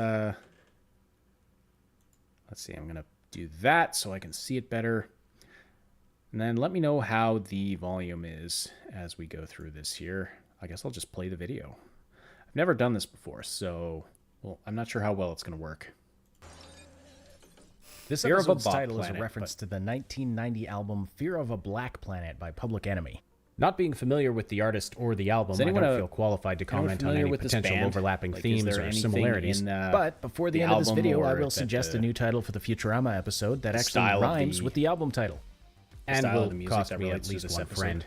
What do you think of the view, Fry? It's like fingernails on the chalkboard of my ears. From up here, an entire world can seem utterly insignificant. I just had to throw that in. I can forgive Fry for using the words up here to describe being in outer space. What I can't forgive is this button. There's no logical reason for a wiper control. This is where I screwed up, and I gotta pause it here. Someone in the comments on YouTube pointed out that, or they said, the button is there in the wide shot. I was like, no, it's not. I looked really carefully. Well, I went to the actual episode, grabbed a full screen still of this scene, and put it in Photoshop, brought up the contrast and brightness, and yes, the stinking button is there in the wide shot. It's not at the same elevation, like it's lower down. Because I lined up Fry and Leela in the close-up shot with the wide shot, and then the button's in a different position for sure. But yes, the button is there.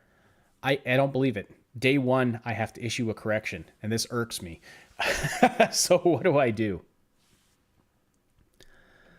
Turn down the video volume a bit to differentiate your voice. Okay, fair.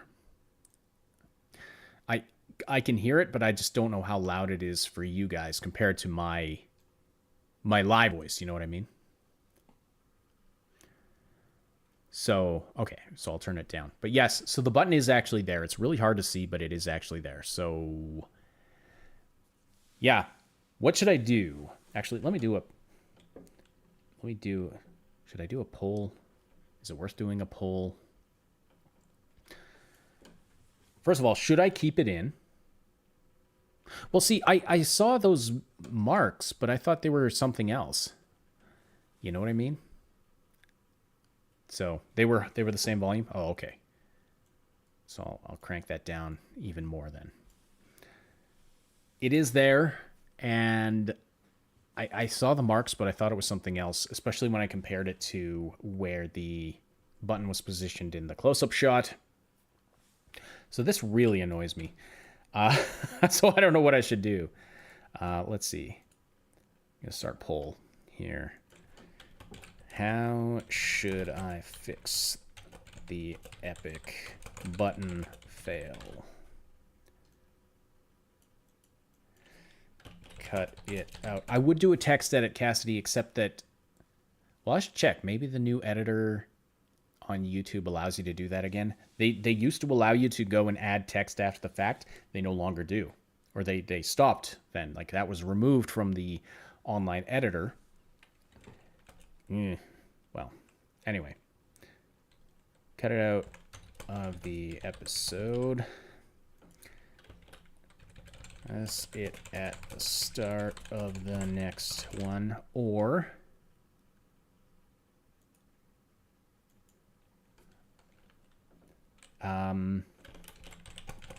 make a quick standalone correction vid. Oh, not too many characters? Okay, video. There we go.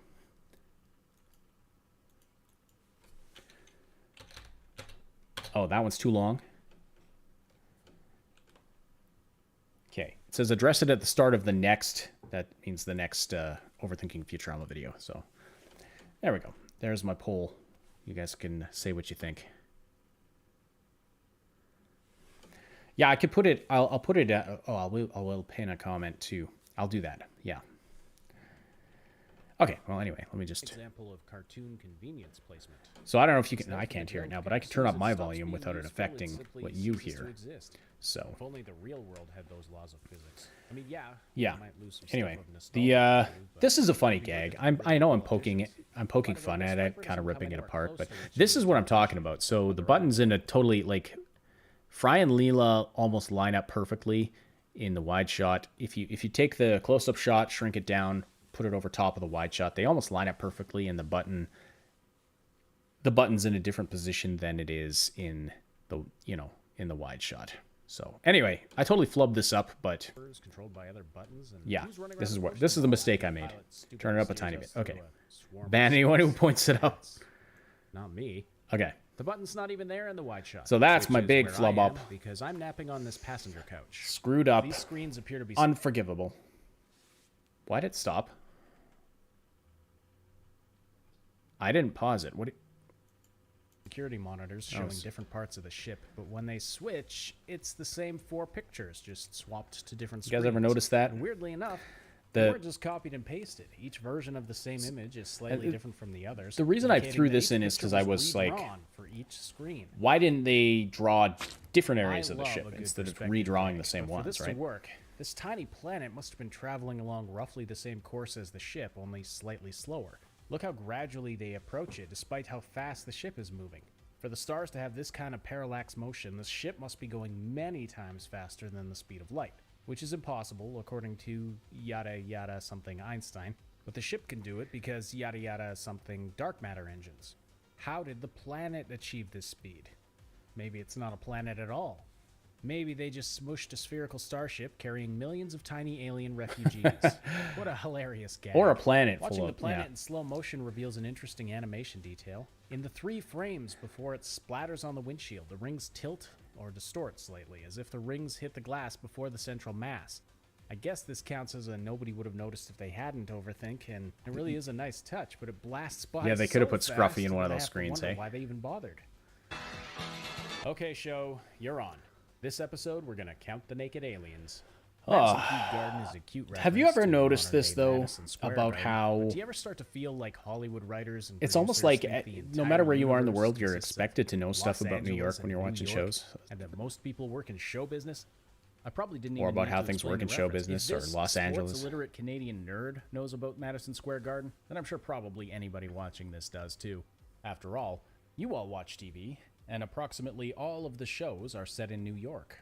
And it's a darn good thing, too, because if they weren't... Yeah, that's true, Eric. The security cameras are showing the area where the monitors are, too. And it's like, what's even the point? Great. It's a vicious cycle now, isn't it? By the way, this is just comedies. I didn't even include the crime dramas or the superhero shows.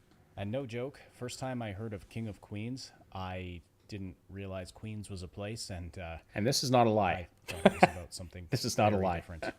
This is true. This is, of course, a reference to the former name of Washington's pro football team, which was changed in 2020 because the term is generally considered pejorative toward Native Americans. Funnily enough, and yes, that's a real word, the Native Martians, introduced a few seasons later in the episode Where the Buggalo Roam, are themselves a parody of Native American stereotypes. I'm wondering how they're going to treat the Native Martians don't have green skin. if they bring them back in this new era. It seems like it's a stereotype that's maybe not going to go over as well as it once did. And in all cases, they're pretty close to an even gray. So maybe the name Greenskins doesn't refer to the Native Martians at all. Maybe it's just a reference to the little green men trope, a stereotypical depiction of extraterrestrials popular in the mid-20th century. Or maybe, like many team names, it's just meant to symbolize something tough and Scruffy is more of a biological parent to Amy's kid than Amy. Like yes, that is technically true. Or an unripe Scruffy's stuff gets around. You laugh, but you definitely won't be biting those players. Is Blurns ball exactly the same as baseball? Baseball? God forbid. Face it, Fry. Something was cut out here after they finished the animation, including compositing the foreground with the background. Let's watch this. I've noticed, and I've noticed this Leela's head turns very since I think the first time I saw this episode. Sounds more like the start of a that there was a weird cut here. An opening one. You can also just barely see the cut in the. I thought I'd have more to comment on. What really clinches it though is as we go through as we just watch through the episode. But blinking animation. Maybe I should just read through what you're saying in chat more. Interestingly, the two frames of animation right after if I have commentary about the episode, I'll mention something, but as for what process yeah, I've never done this before, so I don't know. If I'm annoying you, if you want me to just shut up and talk less, then let me know. Trashing the world's most boring sport, and we're never gonna get if to they hear bring, it. yeah. Baseball was Well, and they did do the casino thing in Don't you talk about apple pie near the like end of the that. previous run. I should probably clarify for my non-American viewers. And they made some play points off of the about idiom American you know as mom and apple pie, the native and Martians sometimes they being throw displaced from their baseball in there land as and well, stuff like that. Even though none of those Guy in things were invented in America. He's Just eyeballing saying, Fry, yeah. okay? Don't shoot the messenger. You could still say things are American as airplanes, post-it notes, So- and the indelible. I wasn't sure how this would go over, like That's why they jazzed it up. the mom and apple pie thing. Baseball wasn't. Like apple pie was not invented in the United Is States. how all my friends who are fans of any sport would react. baseball in this was not situation. invented in the End of United story, case States. closed, moving on. As Can a you tell I'm not a casual sports viewer, I guy, thought this by the way? alien with the Glork's 316 sign was a reference to Austin 316, but additional research tells me it's actually a parody of Roland Stewart, aka Rainbow Man, who used to wear a rainbow afro wig and hold up religious signs at major sporting events.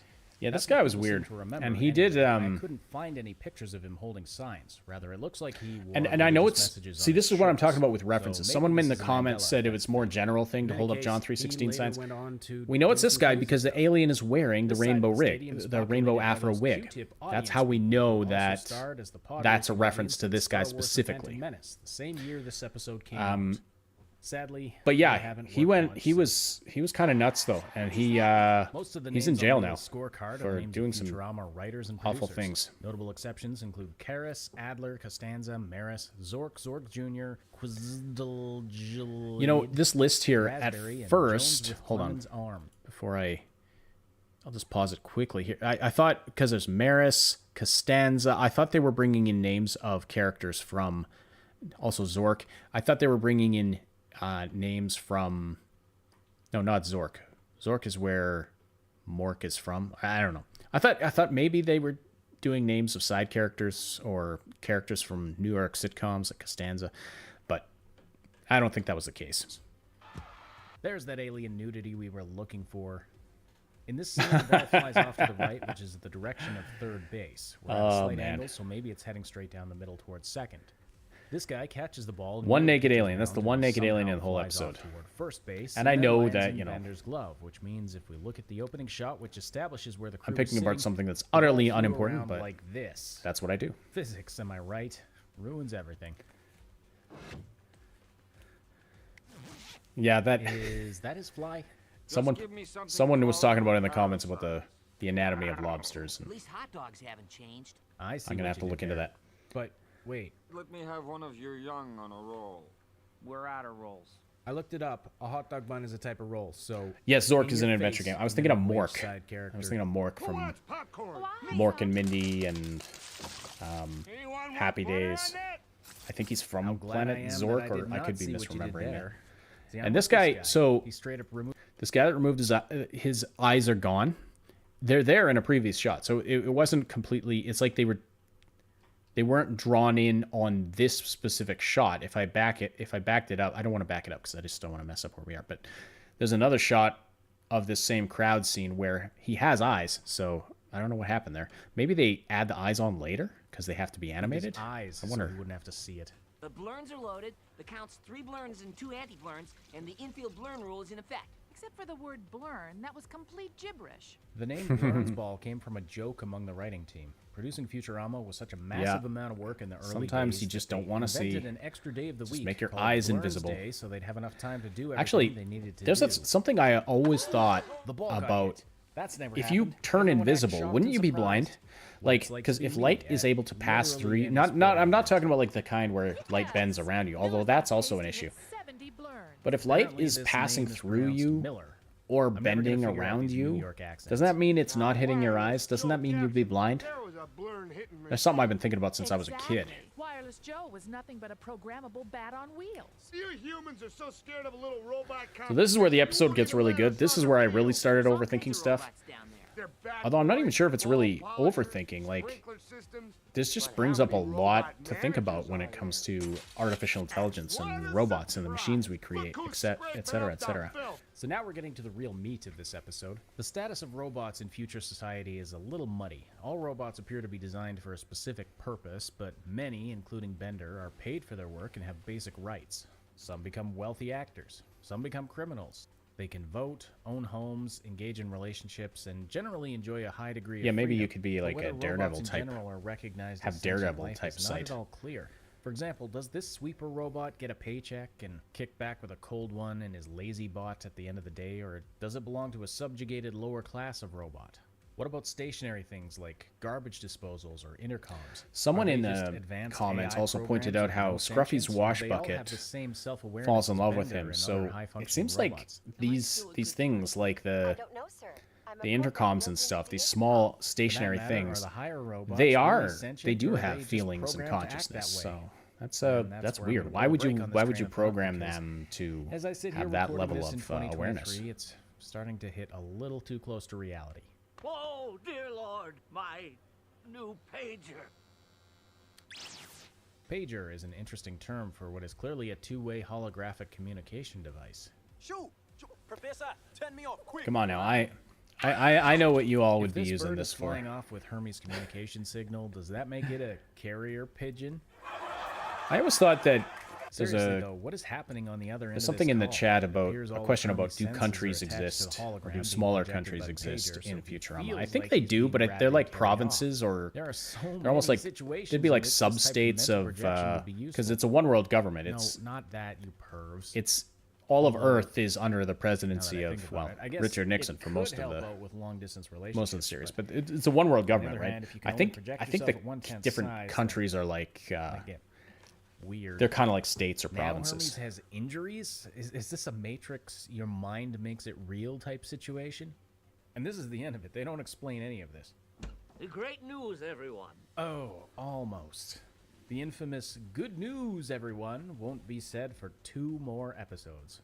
You'll be delivering a package to Chopek 9. Chopek 9, aka the What happened to France? I don't know what happened to France. Writer Karel Čapek, who popularized the word robot and was the first person to use it in a written work. Although he credits his brother Joseph for actually inventing the term. You think that Hermes was attacked by a holograph on his end?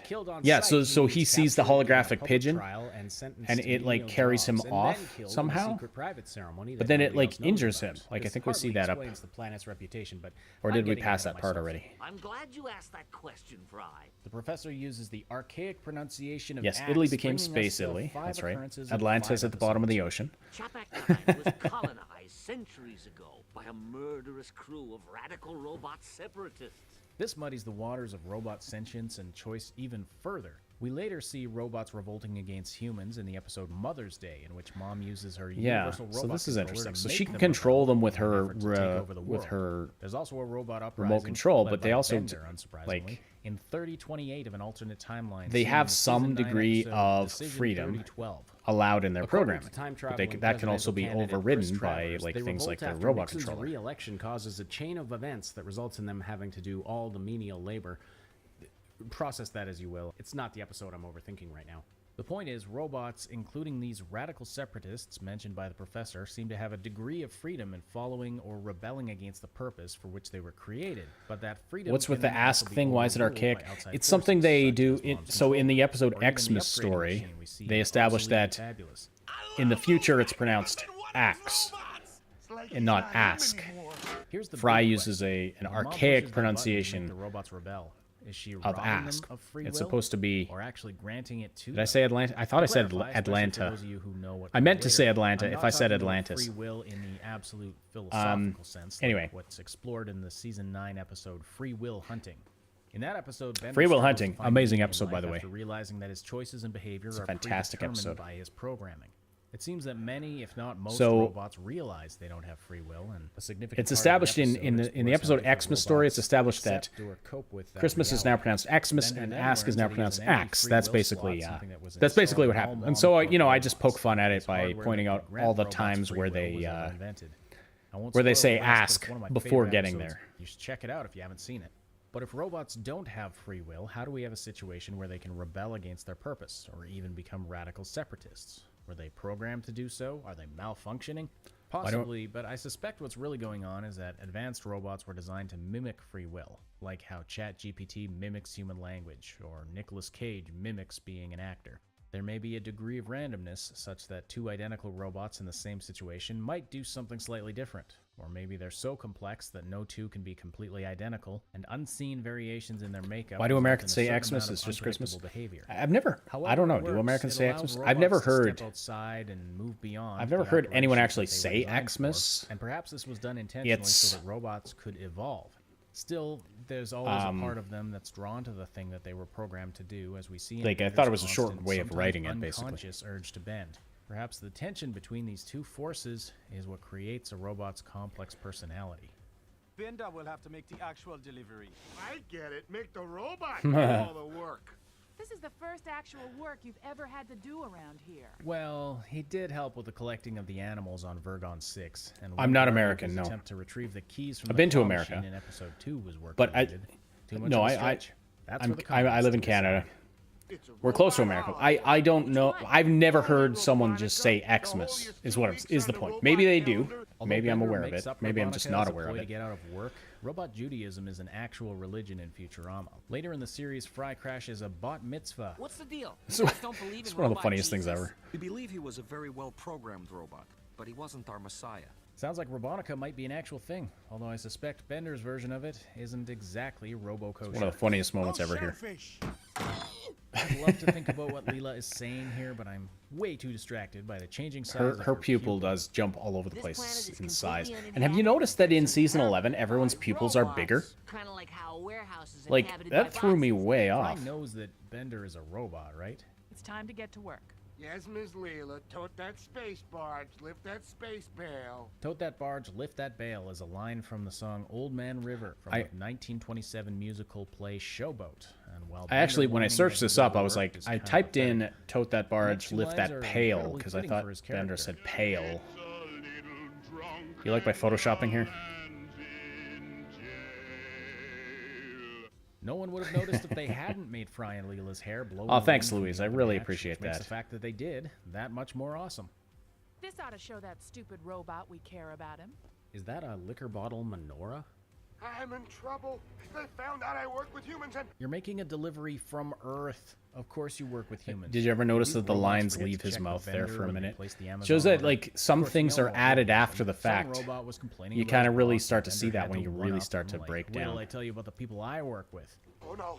Oh, no! He's so startled by this that his mouth lines straight up jump off his head.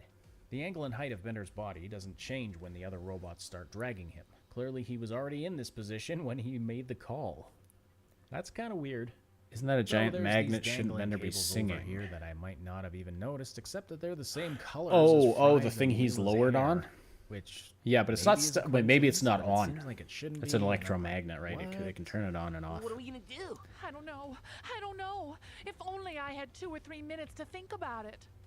Remember commercial breaks? I wasn't sure how this We don't joke have would to go put up over with because that I knew crap anymore. YouTube would stick a. Why is Fry sawing ad off in the right end there. Of the pot handle? I was like, It's still obviously a pot. Wouldn't it make more sense to saw off the I entire hope people think this handle? is funny and not Maybe just cover obnoxious. your face? Seriously, cover your face. I can sort of dance like a robot.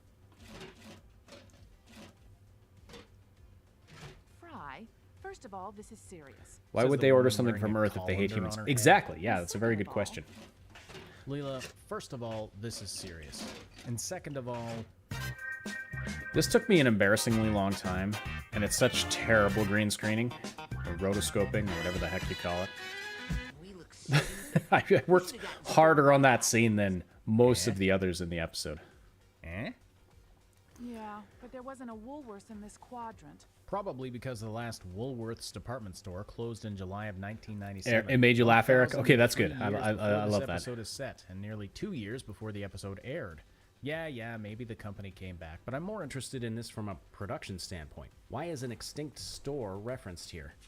In a 2001 interview with Science Fiction Weekly, co-creator David X. Cohen revealed that it takes a minimum of 9 months to go from initial idea to an episode. And this is the same article that I quoted from in my review. There's a lot of interesting stuff in here, and I had to look it up on. I had to get an archived version of it. Like I couldn't find the actual article. Anyway, this is only the 5th episode, just so they wouldn't have had the same live on the internet somewhere. Either the writers didn't realize that Woolworths was gone, or they did realize it and figured it was still fresh enough in people's minds to be a funny reference. Halt! Be you robot or human? Are those the only 2 options? Do they not get any other types of visitors? Or do they just consider all non-robotic life to be human? Administer the test.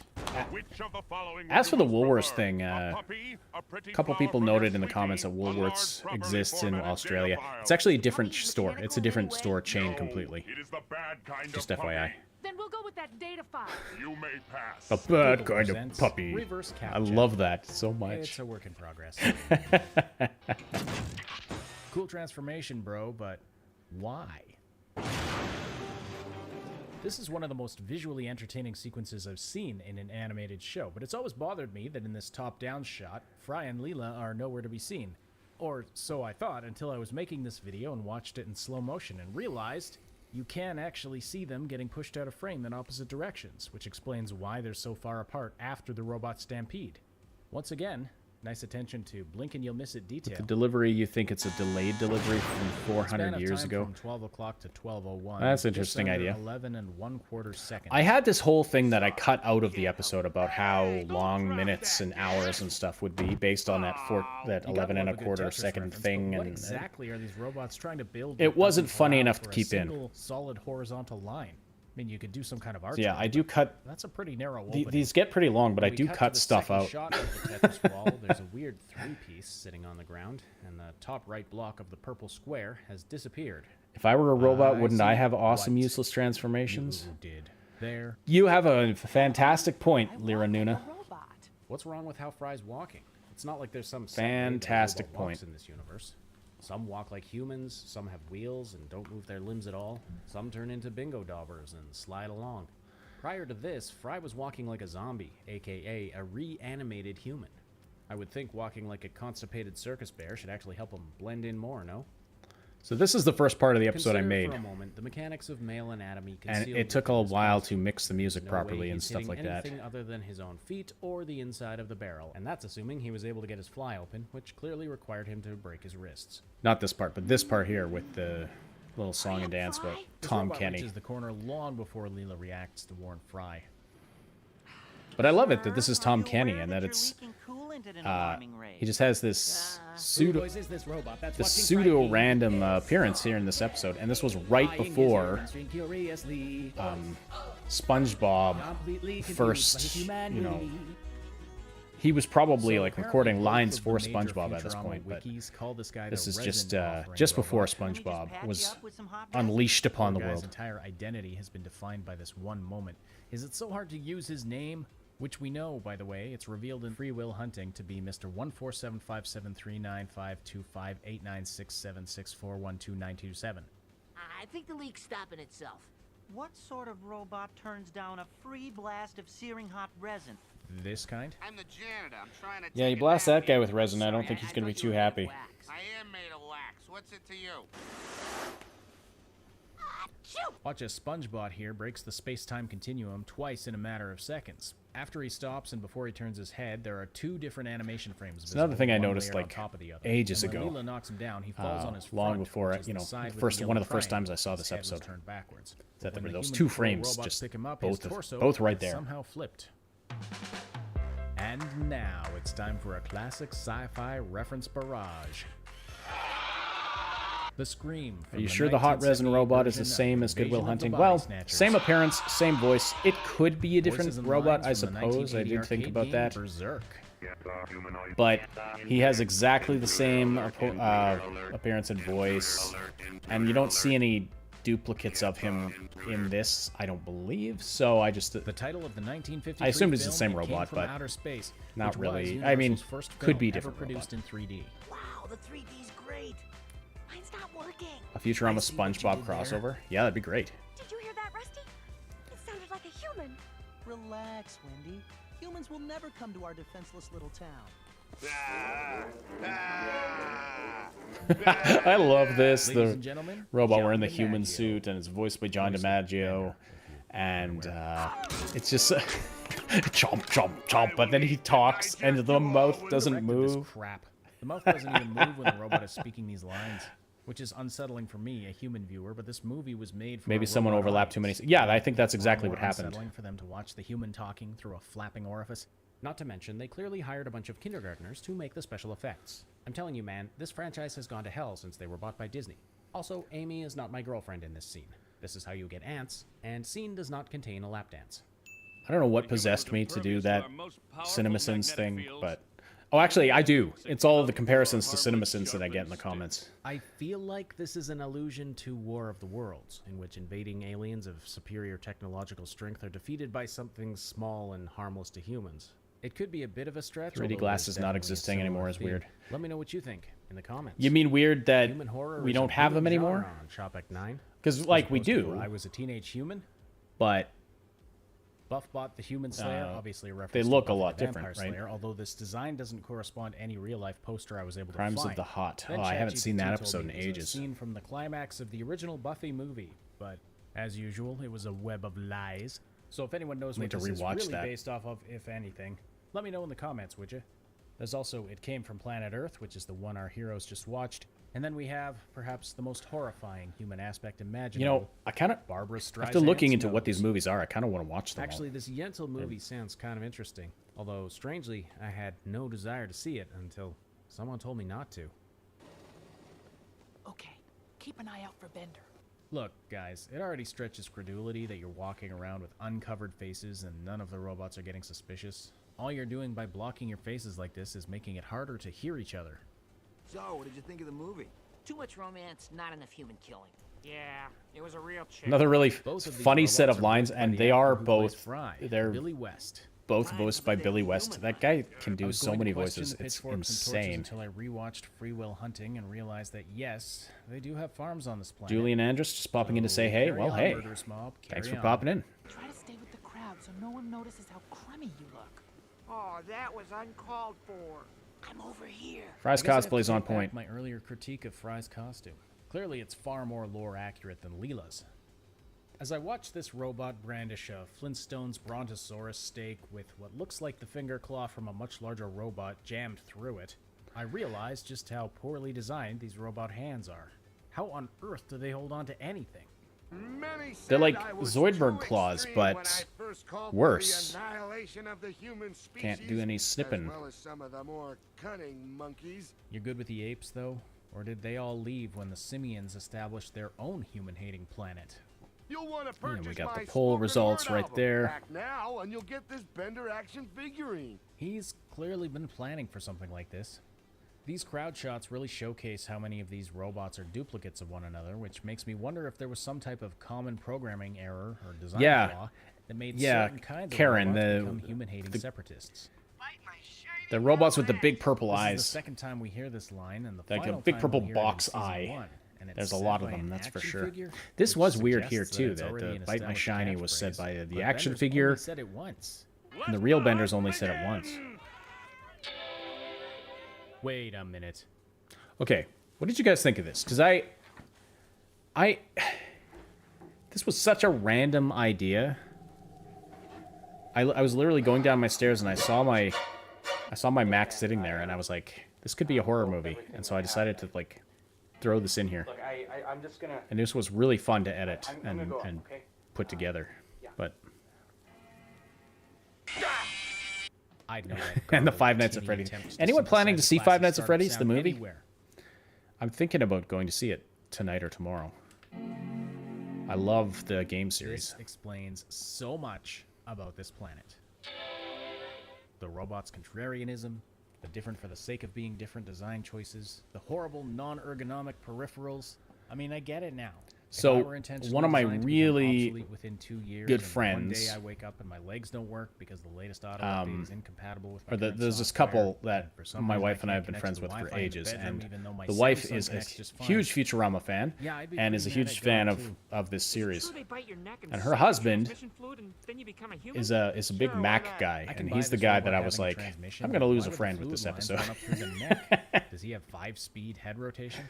Also, I just realized that these robots with glowing red eyes abandoned the tradition of all robots, even these weirdos, having square pupils. Well, that makes one. Oh, some of you are going to see it, hey? Unsuccessful hunts in a row. But I've got a good feeling about tomorrow. We're not told how long a day Oh yeah. or a year Okay, a is lot on of Tropic 9, because but the interesting to note that a 365 talking about day FNAF, year would mean the that Five Nights at robots Freddy's would be movie doing this has hunt been every trashed day by for critics, exactly from what I 400 understand, but a years. lot of people are saying If you count it's for leap years, of which there are actually 97 good, or between it's years bad in a good way, 2600 and as like 3000. That brings it someone down in the to chat about here just 3 said. months shy of 400 years. Either way, this lines up with the robot elders saying that the robot civilization began over 4 centuries ago. Still, there are a lot of unknowns. We don't know how long a day is, how long after the colonization of the planet they started doing the human hunt, or if the 146,000 unsuccessful hunts goes I don't back know to the very about first fan hunt, dubs of the or just Futurama last time comics, they but I found a actually human. have been wanting I'm to assuming read it's the former comics because more. it's a lot I've funnier read a to few think of them, that but they I never actually found a human. In any case, it would make sense for the robots to be running on Earth. Not very now, many since of them. that's where I'd they like to came get into the from, comics. That's where the internal clocks were calibrated, etc. It's probably just expensive to to buy them all. Opaque atmosphere. Although the in-episode movie does show scenes with clear skies, so maybe it's a seasonal thing. Regardless, the robots probably aren't affected by things like day-night cycles or seasonal changes, so they might be running I thought on this Earth was time, funny. regardless of how the days and years pass on It their didn't planet. establish this at all, but I just thought it was hilarious if the robots are living on this planet and living on Earth time, even though it's completely way different from the time on their planet, like how the days and Yeah, years they go really on their get turned planet. on by all those And maybe schematics like and so they whatnot. Last we heard, you were under arrest as a human some, sympathizer. sometimes They it's let the me middle go of and the I told night, them I but killed it's 1 noon million for them humans. because of their Current internal estimates place clocks, the number etc. of humans that have ever existed around 114 billion. Our current population is just over 8 billion. To even have a million billion humans by the year 3000, we need to increase our annual growth rate to 1.21%. We're currently sitting at 0.88%. So, come on, people, get busy. I don't mind if you pause the video. Or Do they keep ever it travel playing, I other don't planets? care. They don't seem Just to have like and ships. sub Good first, question. whatever Yeah, you do. I don't think they do actually. They came here and they just kind of I know settled there are here, angry and comments that's because that. I'm picking on Apple products, but look, I mean, come on. They might as well have called this episode "Fear of a Mac Planet." Did any of you see that coming? I'm curious. Isn't When I anyone said gonna at the beginning defend that us? I had an alternate title that rhymes with the album, I'm genuinely not a human. You might. does the not schematic wanna dig too spread deep count on as that, gratuitous Mila. nudity? Darn it! Darn it! Missed opportunity. That's such a good point, Eric. Have you even been listening? Command Option Escape. Turn him off and on. Clean the gook out of the mouse. These are clearly the same kind of robot. Why does this one's mouth glow when it talks? But Oh, when that this one annoys me talks, so it's much, the Eric. Christmas That's a lights good of point. questionable I love usefulness like. that light up. I'm annoyed that I didn't think of that. Guilty. They will perform tedious calculations. and Although spot it's well robot automobiles nudity, it's not until alien they become nudity, so I guess it Not a doesn't life I'd really pick count. either, but I mean, it's a they're far alien cry better robots, than but being yeah. killed on site like the professor said they would.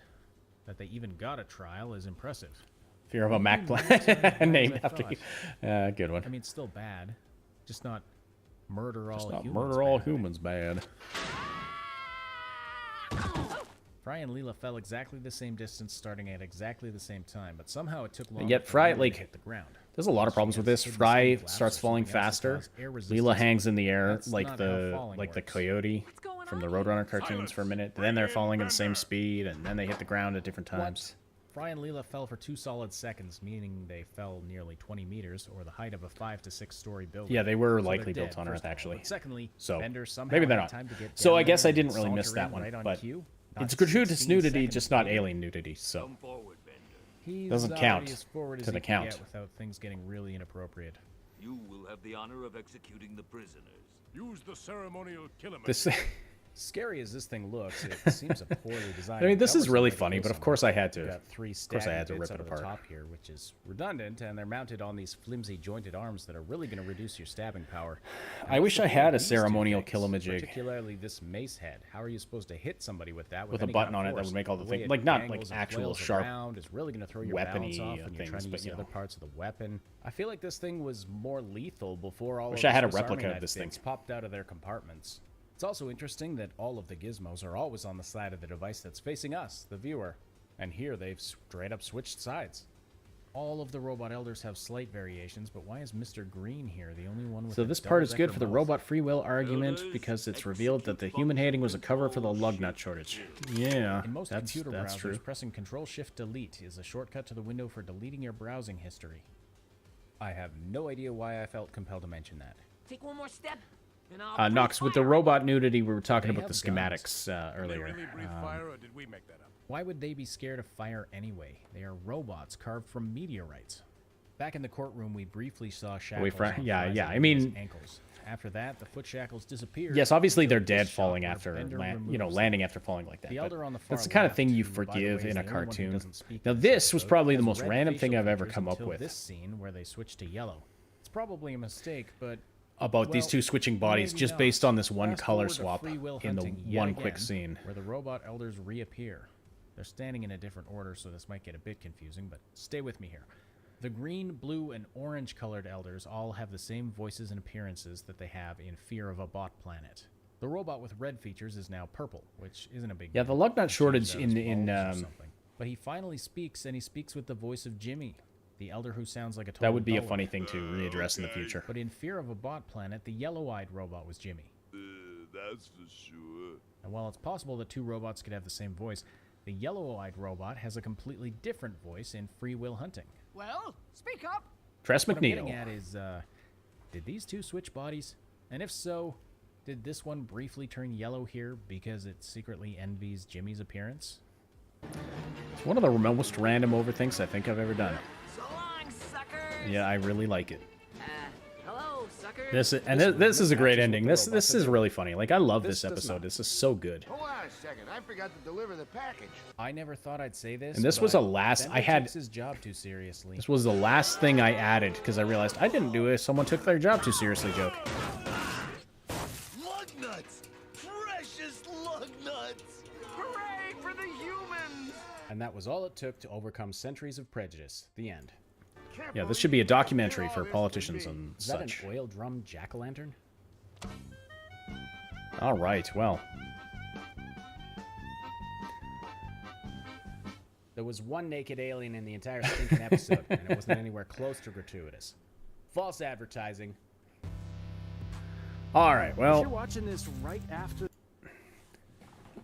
that's the episode. So that was my commentary. I don't know if it was interesting, but anyway. Also, you would imagine robots would have the manufacturing capabilities to create lug nuts. Yeah. But if they... Yeah, I don't know. It's true. That's true. What do they do with their... When they go to those buildings, and then as soon as it hits 12 o'clock, they all zip around to a different building, and then there's nobody in the street. What do they do? What are their jobs? How do they live? You've seen there's a farmer on this planet. There's farmers, there's the elders who kind of rule over everybody, and then what else is there? I don't know what the rest of the robots do. It looks like they see movies and like hunt humans and never find any. Do they eat the lug nuts? Yeah, where do all the lug nuts go? You'd want to create a robot that cannot build something it requires, so it cannot overcome their creator. Hey, very good point. Very good point. So your theory is that they delayed... that the robots rebelled due to a lug nut shortage, and the package they delivered was got lost in transit and was 400 years late. They melt down the lug nuts to make more robots. Oh man, you can dig so deep just on where the lug nuts are.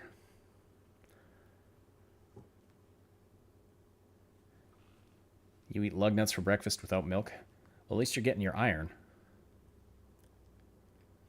I just always assumed that the lug nuts wore out, but Planet is huge. There seems to be only one city. Yeah.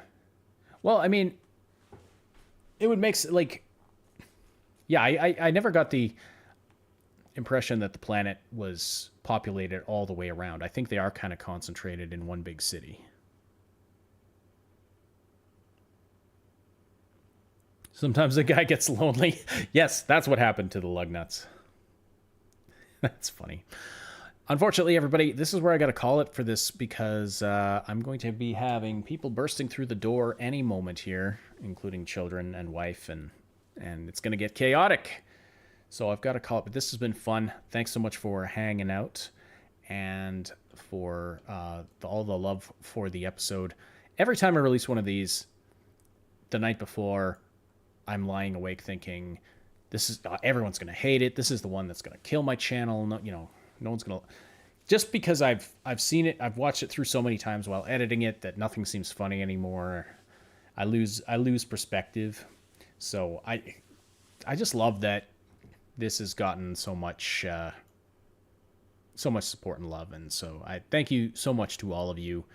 Don't forget to like and sub if you haven't already for this live stream, and yeah, thanks so much for hanging out for this stream. It was a lot of fun.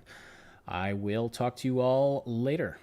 Oh yeah, sharing them on Reddit. I really appreciate that. Like sharing it around. That's one of the best things you can do. Like, that's all that the channel needs now is exposure. My goal is to just keep doing what I'm doing, regardless of how big the channel gets. I do eventually want to have a bigger team so that I can put out more content, but I don't ever want the content to, like, I want to keep it, I don't want to sacrifice quality for quantity. Let's put it that way. But it would be nice to have a bigger team to help make these a little faster.